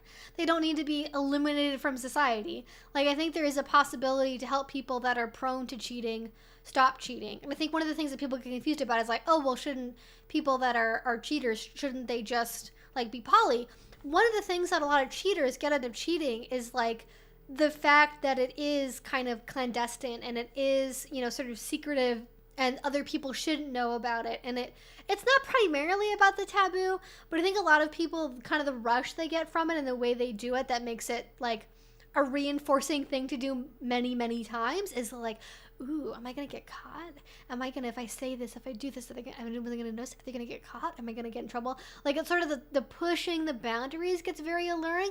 And in poly, where things are open and honest, that secretiveness, that sort of, ooh, is this okay that we're doing this? That really goes away. And so if your kind of appeal for cheating involves the we shouldn't be doing this but we're doing it anyway mindset, that's gone when you're poly. Like, unless you're role-playing something, you know?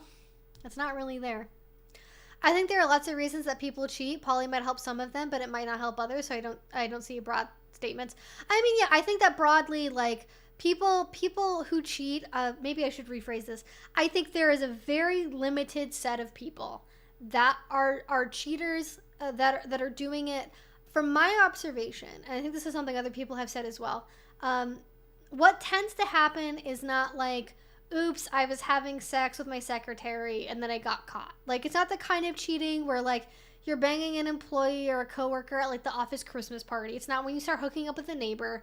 It's when you end up being maybe more what's called, like, being, you know, like, serially monogamous, where you are kind of falling in love with, like, multiple people, right? Like, you start a friendship, you get really close to someone, you wish you could date them, but maybe you really don't, but you still spend a lot of time together, you still talk a lot, and you end up falling in love with more than one person, or end up having a very, very close bonded relationship with more than one person, which for a lot of people is more of a transgression than having sex with other people.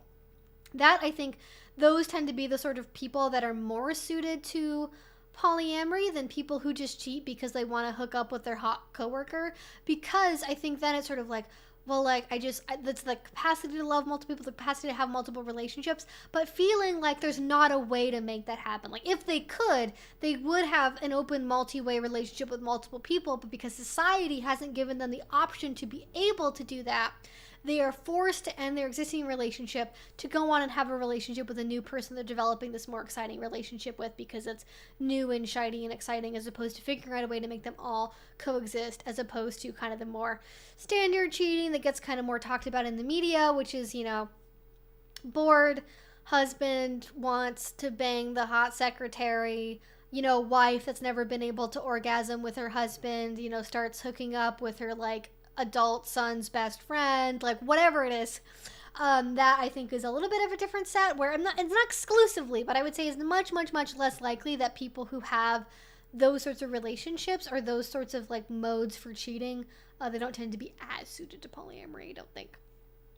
The public outrage over cheating tends to be thinly veiled misogyny, given that the demographic stats are the other way around from outrage gender-wise. Yes, I think that's a very good point. Is there tends to be a lot of, like, instead of focusing on, like, the man who cheated on his pregnant wife, who he already has 3 kids with or whatever, it's always the woman, right? It's always the other woman, you know, how dare you? You knew he was married. Why could you? How could you do this?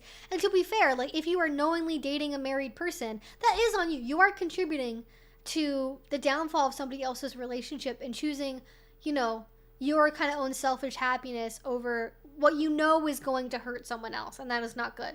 But almost all of the anger and rage tends to be publicly directed towards whoever is the other party, or whoever is really the woman in the cheating, be it the person who's doing the cheating or the person who's, like, helping the cheater, who's being the other person in the relationship. It does tend to be very focused on, like, women. What are the women doing? Whatever they're doing, it's kind of wrong and they should stop it, you know? And it's like, oh, any chance? Any chance to just be misogynist, I guess. I don't know.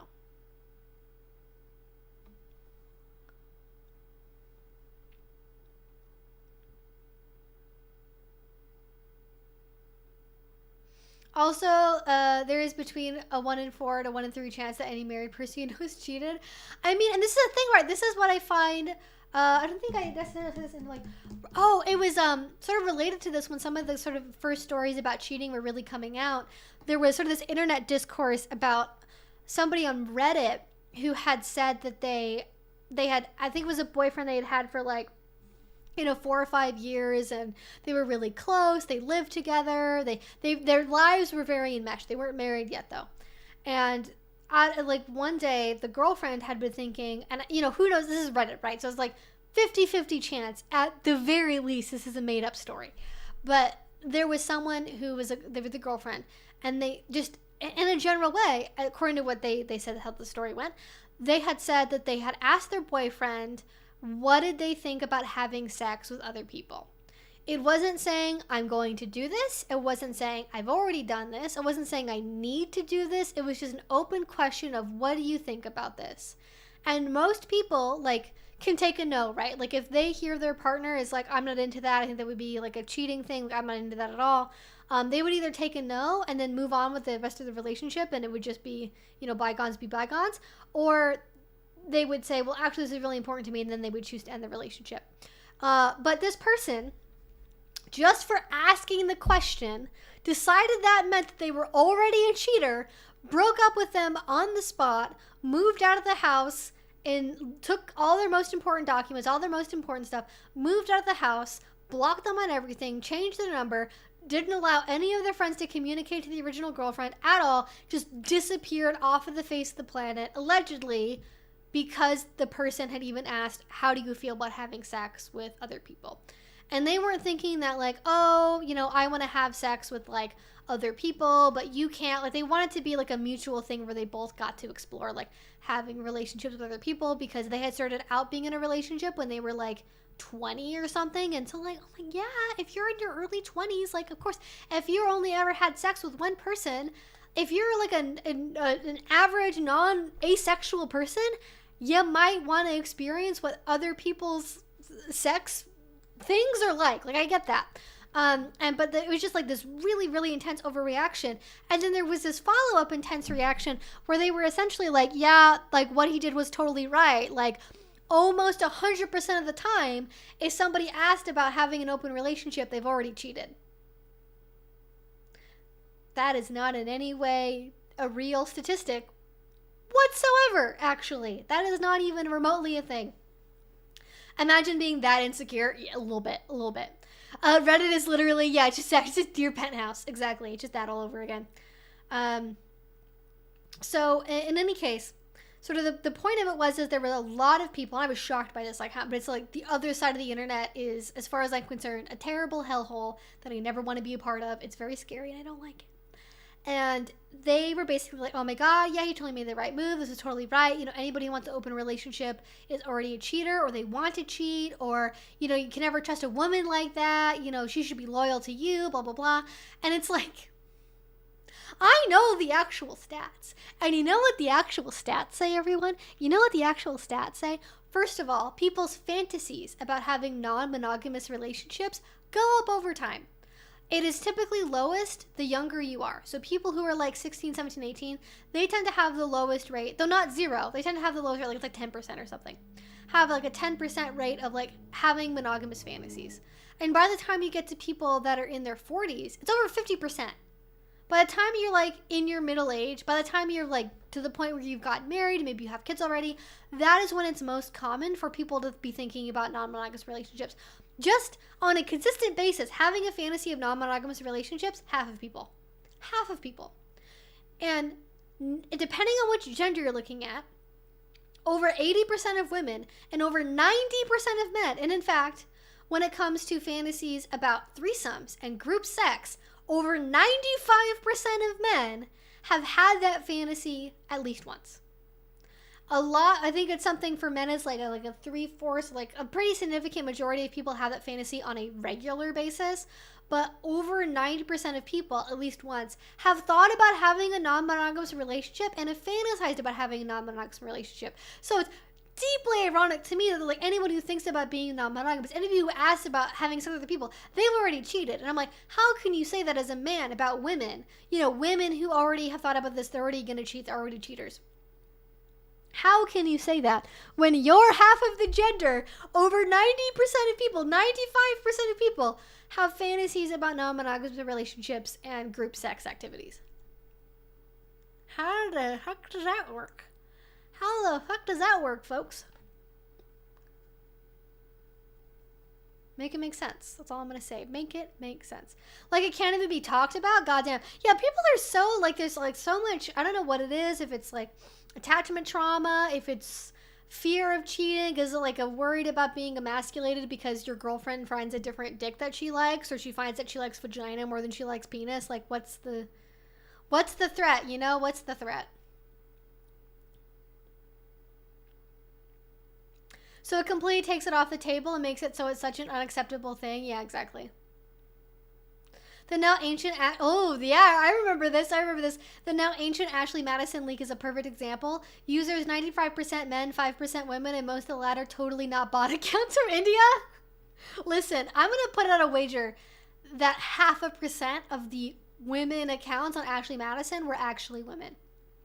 The public reaction, however, was women cheating online. Wasn't Josh Duggar on Ashley Madison? Wasn't that a big part of the story? Was like one of the literal Duggar families, one of the most public, religiously conservative, you know, God and country and family values. Wasn't he fucking on that goddamn website? I mean, he's also, you know, had some more recent, more pressing legal issues besides that, but it's like, yeah, the bots from India were doing a lot of cheating, that's for sure. Like, goddamn.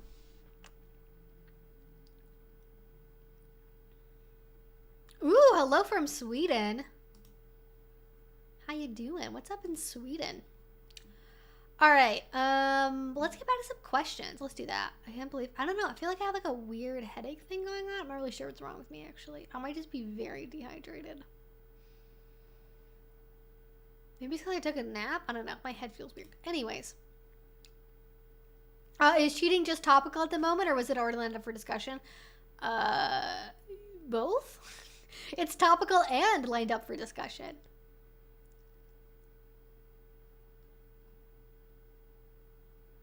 Ooh, you went to a coffee meet and greet yesterday, hosted by a local munch and inspired by me. That's awesome! Yay! I hope it went well. That sounds very fun. I'm excited for you. I would love to go to a coffee munch. I would love to go to like an afternoon thing. That's like ideal for me. Because I like working in the evening. I like working in the morning too. Like, I like, you know, sort of my taste on that kind of varies. There are some nights where I definitely get really into, you know, working more in the evening. But, you know, having a coffee munch just sounds different. Just sounds fun, you know? Oh, thank you, Jay. Oh, and we also have something from Twixie Shores. Donated $5. Only thing I have to add to the cheating convo is that my ex-fiance blamed me for me not agreeing to open up our relationship when she cheated on me the second time.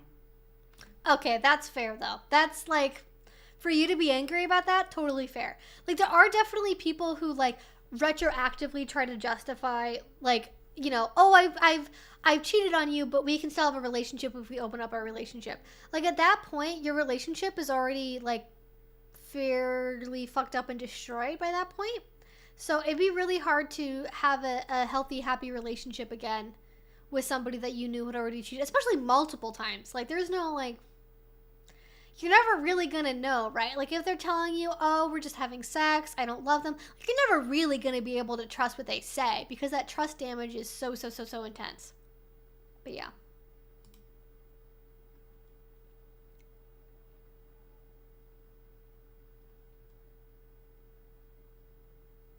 Yeah, anything beyond what you agree is cheating? I mean, but you gotta make sure you're having those explicit conversations because, like I said, with monogamy, I find a lot of people don't have those conversations because they're monogamous.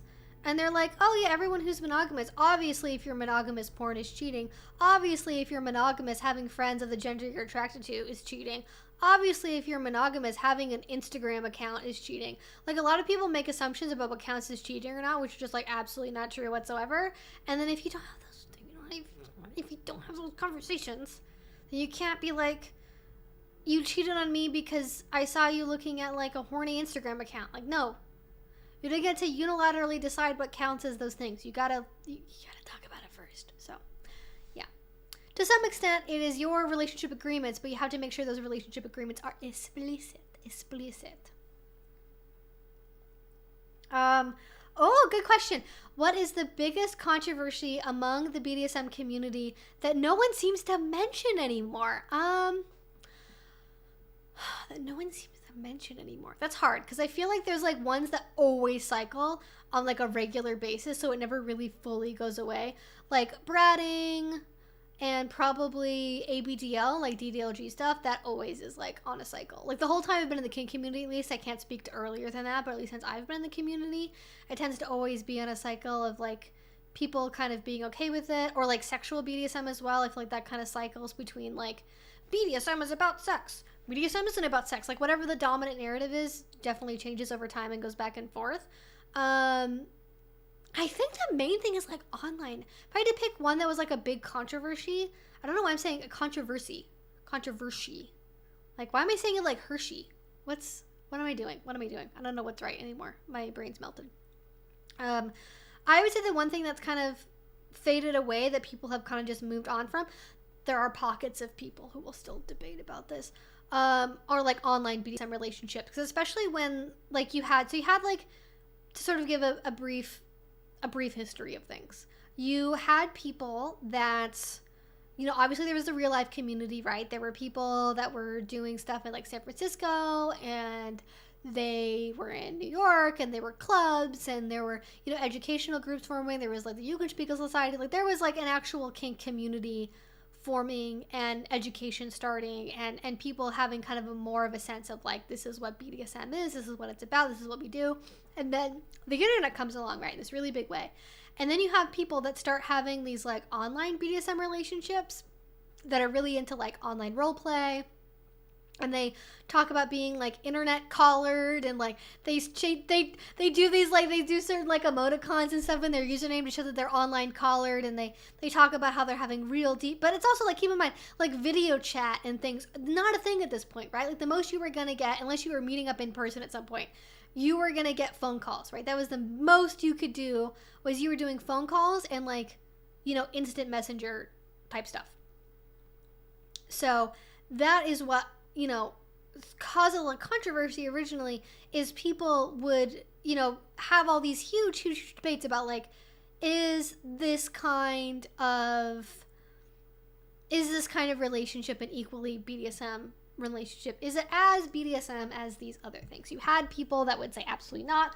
Oh my gosh, online BDSM is just roleplay. It's not real. It's fake. Anyone can do it. And I don't fully agree with that, but I more agree with that than I agree with the idea of like, you know, I think it's different. I think that they're not ever going to be the same, obviously. Like, I think internet and real life in a very literal physical way are not going to be identical, even, unfortunately, with the metaverse, RIP metaverse.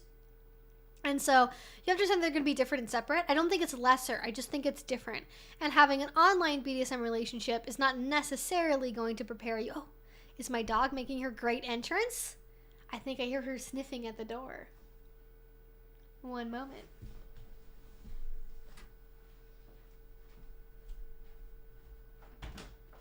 Is that my little baby? Is that my little baby? Hello. It is my baby. Hello. Hello. Look at you dancing and prancing. Look at you dancing and prancing. Come here. Hi. Hi. Come here, you. Hi. Hi, sweet baby. Hi, my little baby. Come here.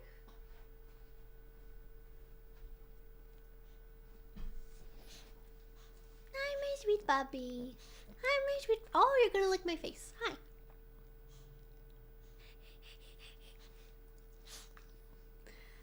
Why are you licking my face, huh?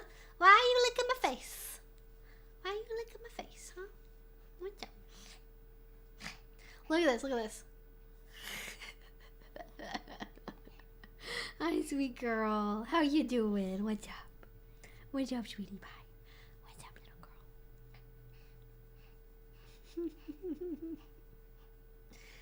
I'm so glad you came to see me. I was just thinking about you. Little girl. Did you have fun outside? Your paws wet? No, your paws are dry. You've been inside. All right, you're gonna lick my hand. Awesome. All right, here you go. Say hello to the people. Say hello to the people. Oh, you're so good girl. You're such a good girl. Hey, little puppy. All right. Bendita is going to help me answer questions. So yes, I think the internet BDSM community, whether or not you can have like real power exchange relationships through the internet, I think that used to be very, very controversial, and people have kind of just like, I think in more recent years had sort of a live and let live approach, especially as we've developed more things like, you know, video calls, voice chats, voice notes, you can leave in text messages. I think people are seeing it as like you can have more of a legitimate relationship that way. And also, to be fair, people that have online relationships are like less cringe about it. Like, so if you've seen on like FetLife and stuff, people that do the like capital versus lowercase letters, that was like originally invented by like people that did online only BDSM, like people who did role playing forums and stuff, where they would be like, you know, you have to speak in the third person, and if you're a slave or a submissive or whatever, you have to do lowercase I. If you're going to use I at all, you have to speak in the third person, and you always have to do, you know, if you say we, you have to do like uppercase W / lowercase, like it got very confusing. That is very much an invention of like online, you know, BDSM people, and I feel like as we've gotten, you know, more mature as a community, some of that cringiness is sort of, you know, worn off. You're so fluffy. You're so fluffy. You got such a nice bath. You smell nice. You smell very nice. But not too perfumey. Not too perfumey. Not too much. I'm a good girl. Yeah, good baby.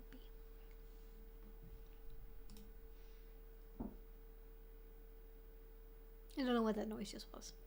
Anyways, this is my puppy. Her name is Bandita, or Bandit. That's her name. I try not to actually say Bandit because she gets very excited when I say it usually. So I've come up with like a million nicknames for her. Lots and lots and lots of nicknames. I don't know any well-known controversies because I'm still fairly new. Oh, like people?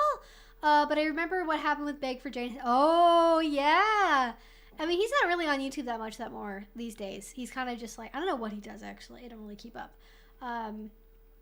But yeah, that was, I don't ever know what the resolution for that situation. Oh, don't hit your head, honey.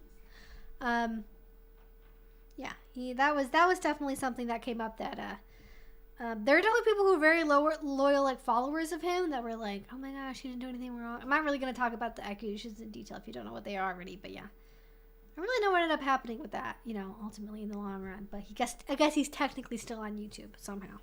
Doesn't really post that much, but he's technically on the website. Oh, I have to head out, but I'm glad I got to see Bandit before I go. Bye, Evie. Thanks for watching. Yeah, glad you can make it. Thanks for being here. All right, let's see. Next question. I think it would actually limit your life if you didn't, after experience, come to strongly identify or find strength in your identity. Yeah, I mean, I think that's sort of, you know, it's a good way of thinking about it, I think. Like, if you didn't, like, having a sense of identity in a general way is a good thing. And having a sense of who you are is important. And if that's strongly connected to your kink identity, great. If it's not, great. But you gotta have a sense of who you are to some degree, right?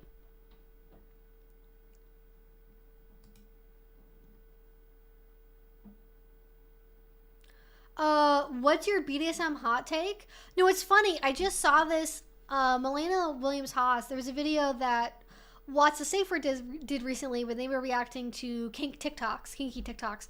And I didn't realize that Milena was on there. I guess Sunny Megatron dragged her on TikTok, which is funny. But she was on there and she talked about how, like, the phrase, like, submission is a gift and how she hates that. And we have very much the same opinion on it, which is, I do not personally like the phrase, like, submission is a gift or your submission is a gift, because I think the way that she described it is just, like, so spot on, which is, like, a gift implies something that you give selflessly without expecting something in return. And it's kind of, if you give a gift with the intention of getting something back, that's kind of a shitty gift, and you're kind of being a shitty friend if you do that. Whereas in BDSM, it's about that reciprocity. It's about that giving and that getting on both sides, right?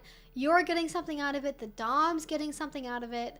They are giving you the authority and the sternness or the control or whatever it is you want from your dominant. They're giving that to you, and you're giving up your power and your service and your whatever to them. So it's more of this back and forth. It's more, and this is where kind of the exchange part of power exchange comes in. So I'm not a fan of like the phrase, like, submission is a gift, because I think any sort of, like, everyone giving of themselves honestly and truly in BDSM is a gift. I don't think it's just like submissives are this, like, rare, wonderful thing that has to be respected more than anything else. I think also dominance is a gift. Everything's a gift. Dominance is a gift, submissive is a gift. But it's more like a gift exchange, right? It's more like you're giving something, they're giving something, you're giving each other back and forth. I think it's more accurate to think about it that way. So I'm not a fan of that phrase. I think it has good intentions. I think it has, you know, sort of this idea of, like, wanting submissives to value themselves, value what they offer in the relationship, not just give it away to the first person who says that they want it. You know, actually evaluating the people who say, you know, I'm going to be your dominant. Really see if they are worthy of what it is that you're able to contribute to a relationship. But I think kind of just using it as a cute little phrase of it, I think has kind of gone in this maybe not so great direction with the way that some people perceive what it means.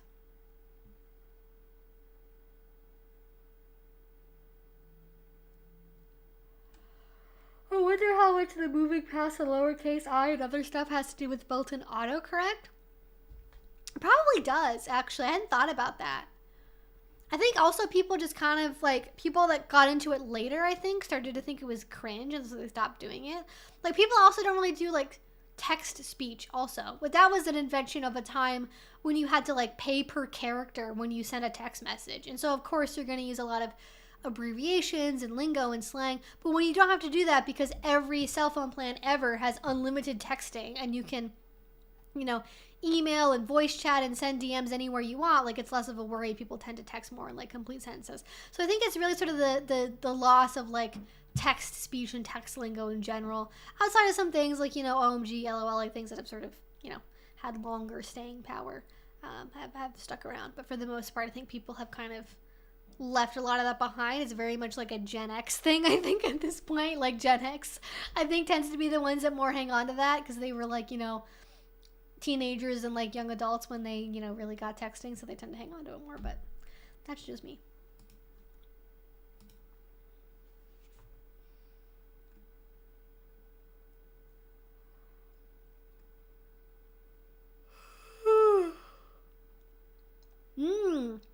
Question. I'm preparing for my first munch, and I'm just nervous about making a good impression. Any extra tips beyond checking the dress code, event details, and contacting the organizers? I definitely think all that stuff that you're going to be doing, checking the dress code, looking at the event details, definitely, that's all like really, really good things to do. Did they give you the address or the location at all? Do you know where it is, like, in advance? Or is it just like the day of the event we email new people the address that's RSVP'd? Because I know a lot of places don't give out the address first. If you have access to the address or you know what it is, I would definitely check out the address and the area around the address to get a sense of like safety. You know, is it going to be safe to park there? Is there parking? Should I go in a group? Can I take public transit? Get a sense of the area where you're going to be in before you go there. Look at people who are RSVP'd to the event or who else is going to be going. That's kind of embedded into looking at the event details maybe. But if you haven't done that, you know, is it like 5 people with blank profiles, or is it like, you know, a bunch of people that seem to be pretty active and they have, you know, actual photos and they seem to actually be doing BDSM? You know, definitely look at who is RSVP'd for the event. And then, you know, I really think outside of that, you know, showing up early, I think, is generally a good plan. Being there when it's less busy, and then if you get overwhelmed, it's easier to leave a little bit later on. That is what I generally recommend for most people to do. But I think it sounds like you know, if you got the basic stuff done, it's really just the thing that will get the nerves over with is actually going and doing it, honestly, and then just seeing how it is. And that's really the only cure. But a little bit of nervousness, I think, is fine. But, you know, don't let it stop you from going, is what I would say. I guess does Gen Z more use like haha? Like, is that what they use? I get like, because, you know, now that I've thought about it, I don't see like LOL and stuff on like TikToks. Yeah. Because I also say haha. It just depends on like what it is I'm responding to. Something about it prompts different versions of laughing through a text speech.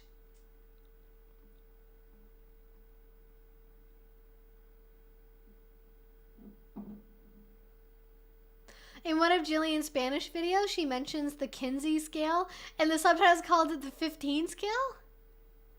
Oh, I guess it does sound kind of like quince. Yeah, like, I guess it does kind of sound like Kinsey, quince. Like, if you're saying it, depending on how you're saying, because I don't know if she tried to pronounce Kinsey in like a Spanish way. That's funny though. They got close. They got close though.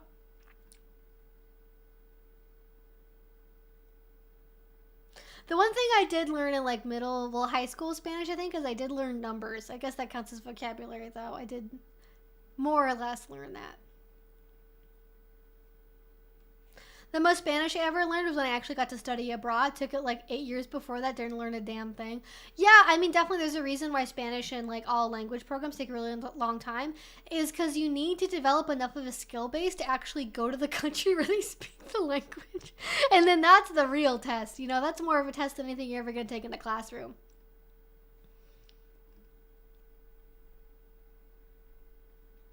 Oh my gosh, hey Candace, it's been a long time. How you doing? Hope you're still in the chat.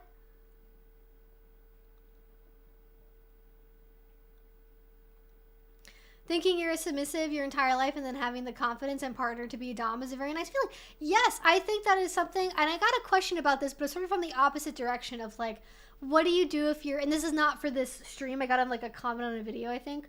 Somebody was asking about like, okay, what if I'm a dominant and I sort of have like switchy feelings? Like, what do I do with that? And a lot of people feel very nervous. They feel really, really nervous about exploring those kind of unusual, you know, new feelings. And they just don't know what to do, little Bandita. They just don't know what to do, little Bandalina. They say, I thought I was a submissive, but now I feel dominant.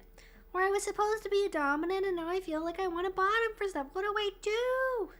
What do I do? Oh no. And I think when you have that healthy, you know, connected, trusting relationship where you really can be with someone and access that kind of new feeling, that new part of yourself, that is a really beautiful thing, and I love it. I don't think everyone is a switch. I don't have, like, there are some people, I guess, that are probably out there that think, like, you know, like people who say that everyone's a little bit gay, right? Or everyone's, like, a little bit bisexual. I'm not one of those people, right? Like, I think your orientation is your orientation. And there are definitely people who are, like, are 100% a slave, 100% a master, 100% a dominant, and they never really want to ever be anything else.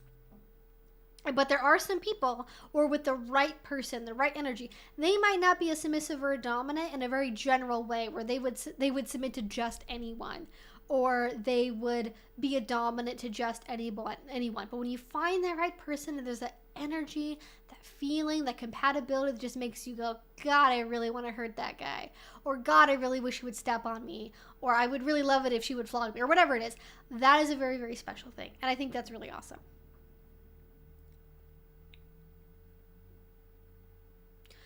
Any thoughts on subtle gear to wear out with my hobble belt? Are leather pants? I feel like boots. I feel like boots are the most subtle thing that you can wear that's like a kink thing. That's off the top of my head, that's like the one thing I would say for sure. Depending, of course, on what your fashion sense is.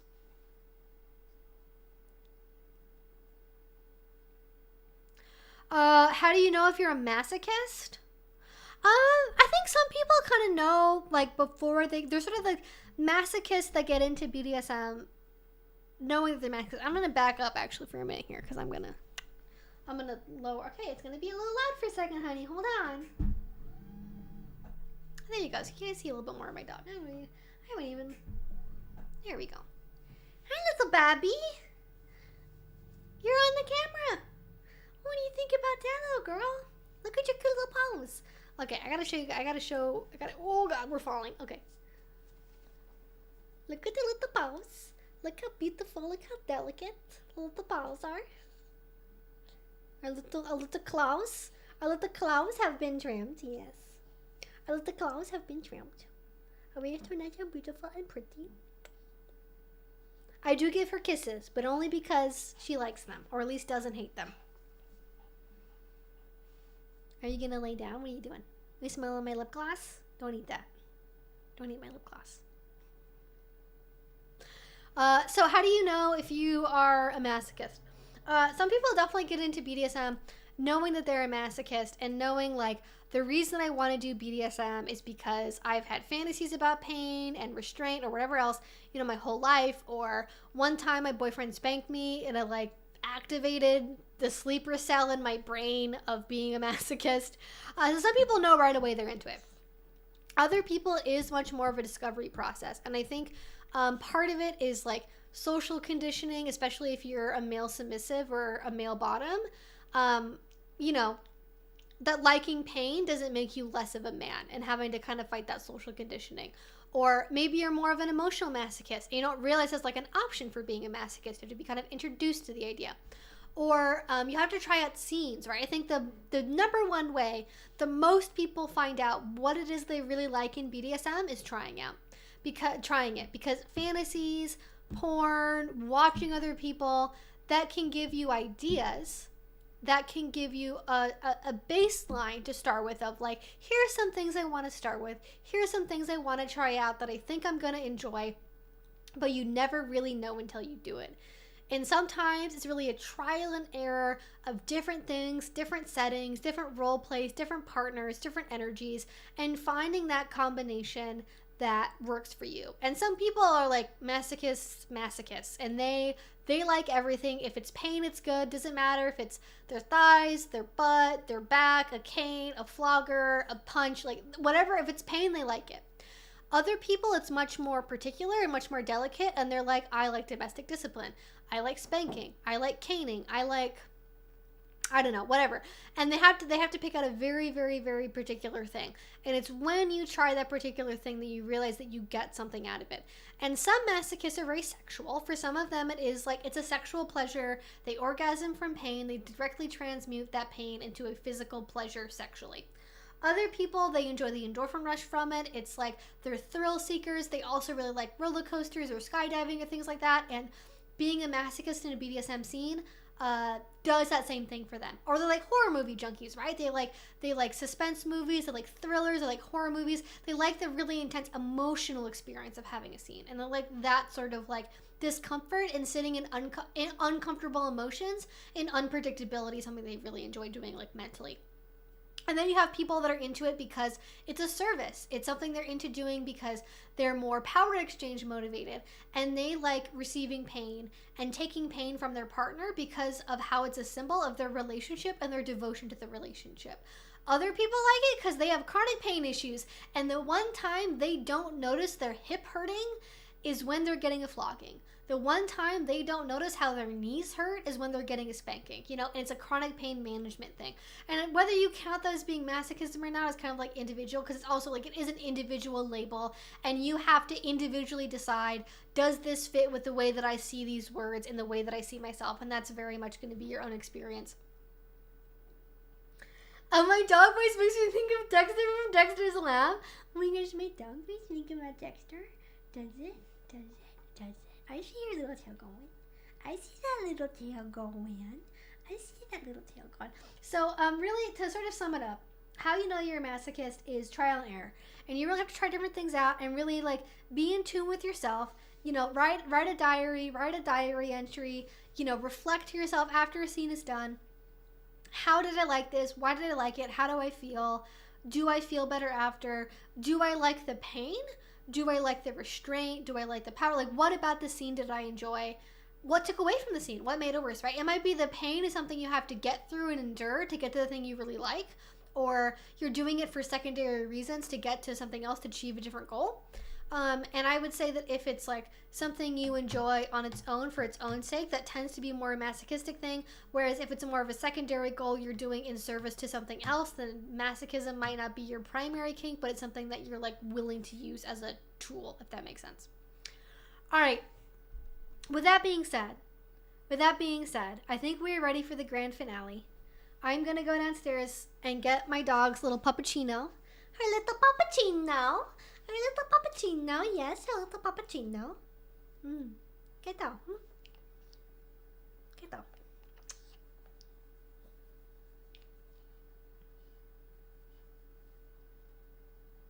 I just love her so much. Be prepared, like if something ever happens to my dog, and nothing's gonna happen because she's gonna live forever, but if something happens to my dog, I'm going to make the funeral of Queen Elizabeth II look like a fucking sideshow at a carnival. I'm gonna miss this little dog so much. I just love her to bits. Anyways, that being said, very quickly, I'm gonna go get a puppuccino, and our little grand finale here will be the sheer joy and pleasure of watching my dog enjoying eating a special. She did a good job at the groomer's treat of whipped cream. All right, so BRB. I'm not gonna leave her in the chair because she will simply jump off. So I apologize. She's going on the floor. All right. Oh, that's my water All right. I will be right back.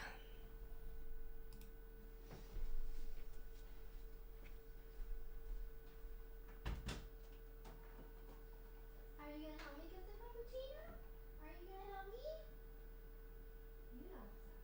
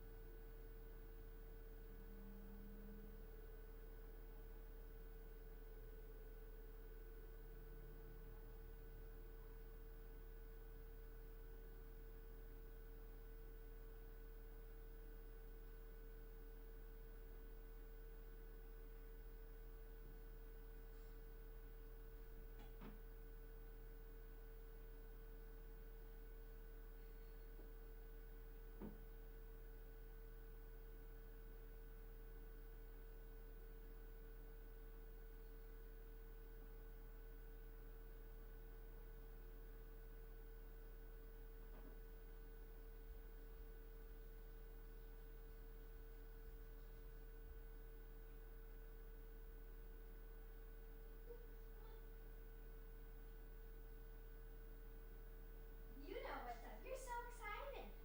You know what's going on. Alright, okay. Here we go.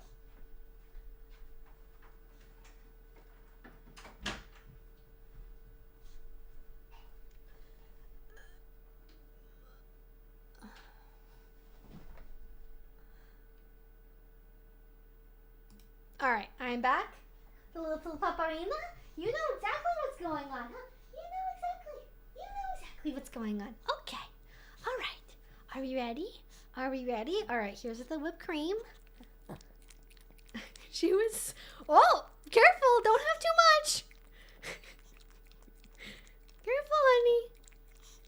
You're making a mess. This is like the dog equivalent of having a bowl of ice cream. Oh my gosh. Look at you go! Alright, alright, let's slow down. Let's slow down a little bit. Yep, you got some on your nose. Here we go. Alright. You got some on your little snoot there. You got some on your little chin.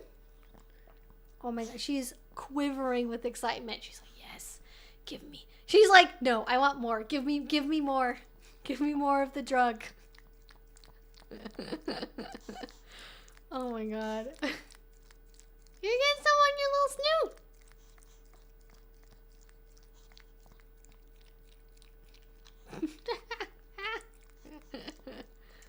You're so messy. You're a messy girl.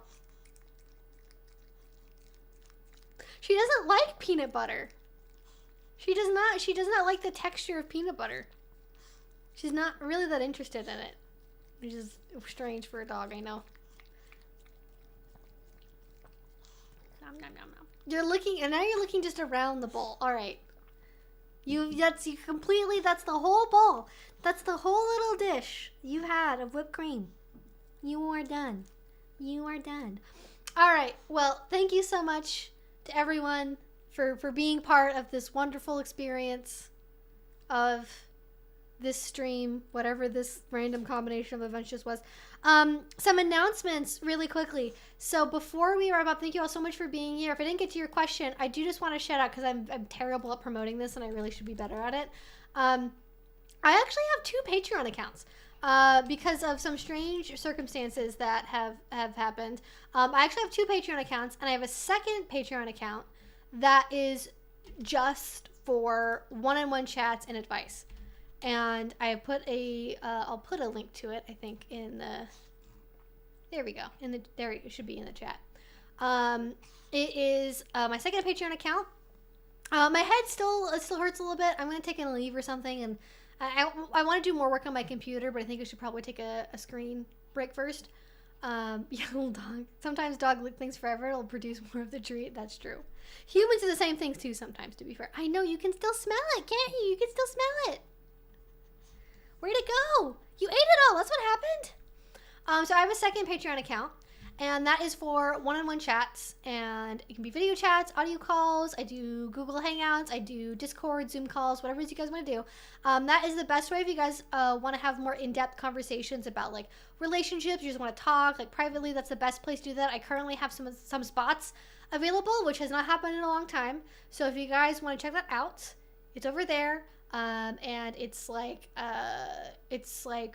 $30 for like half an hour, and it's like $55 for an hour. So if you guys want to chat and do that stuff, it's over there. And then people who join my main Patreon account, if you join the $25 tier and above, you can sign up for my second Patreon for just $1. So FYI, that is how it works. Thank you all so much for hanging out with me. Thank you so much. I'm so sorry that I could not get to all of the questions. I really, really appreciate you guys being here and spending a little bit of your Friday evening with me. Hope you guys have an amazing weekend. Have an amazing rest of your day, and I will talk to you soon. Bye. All right. She's going to say goodbye too.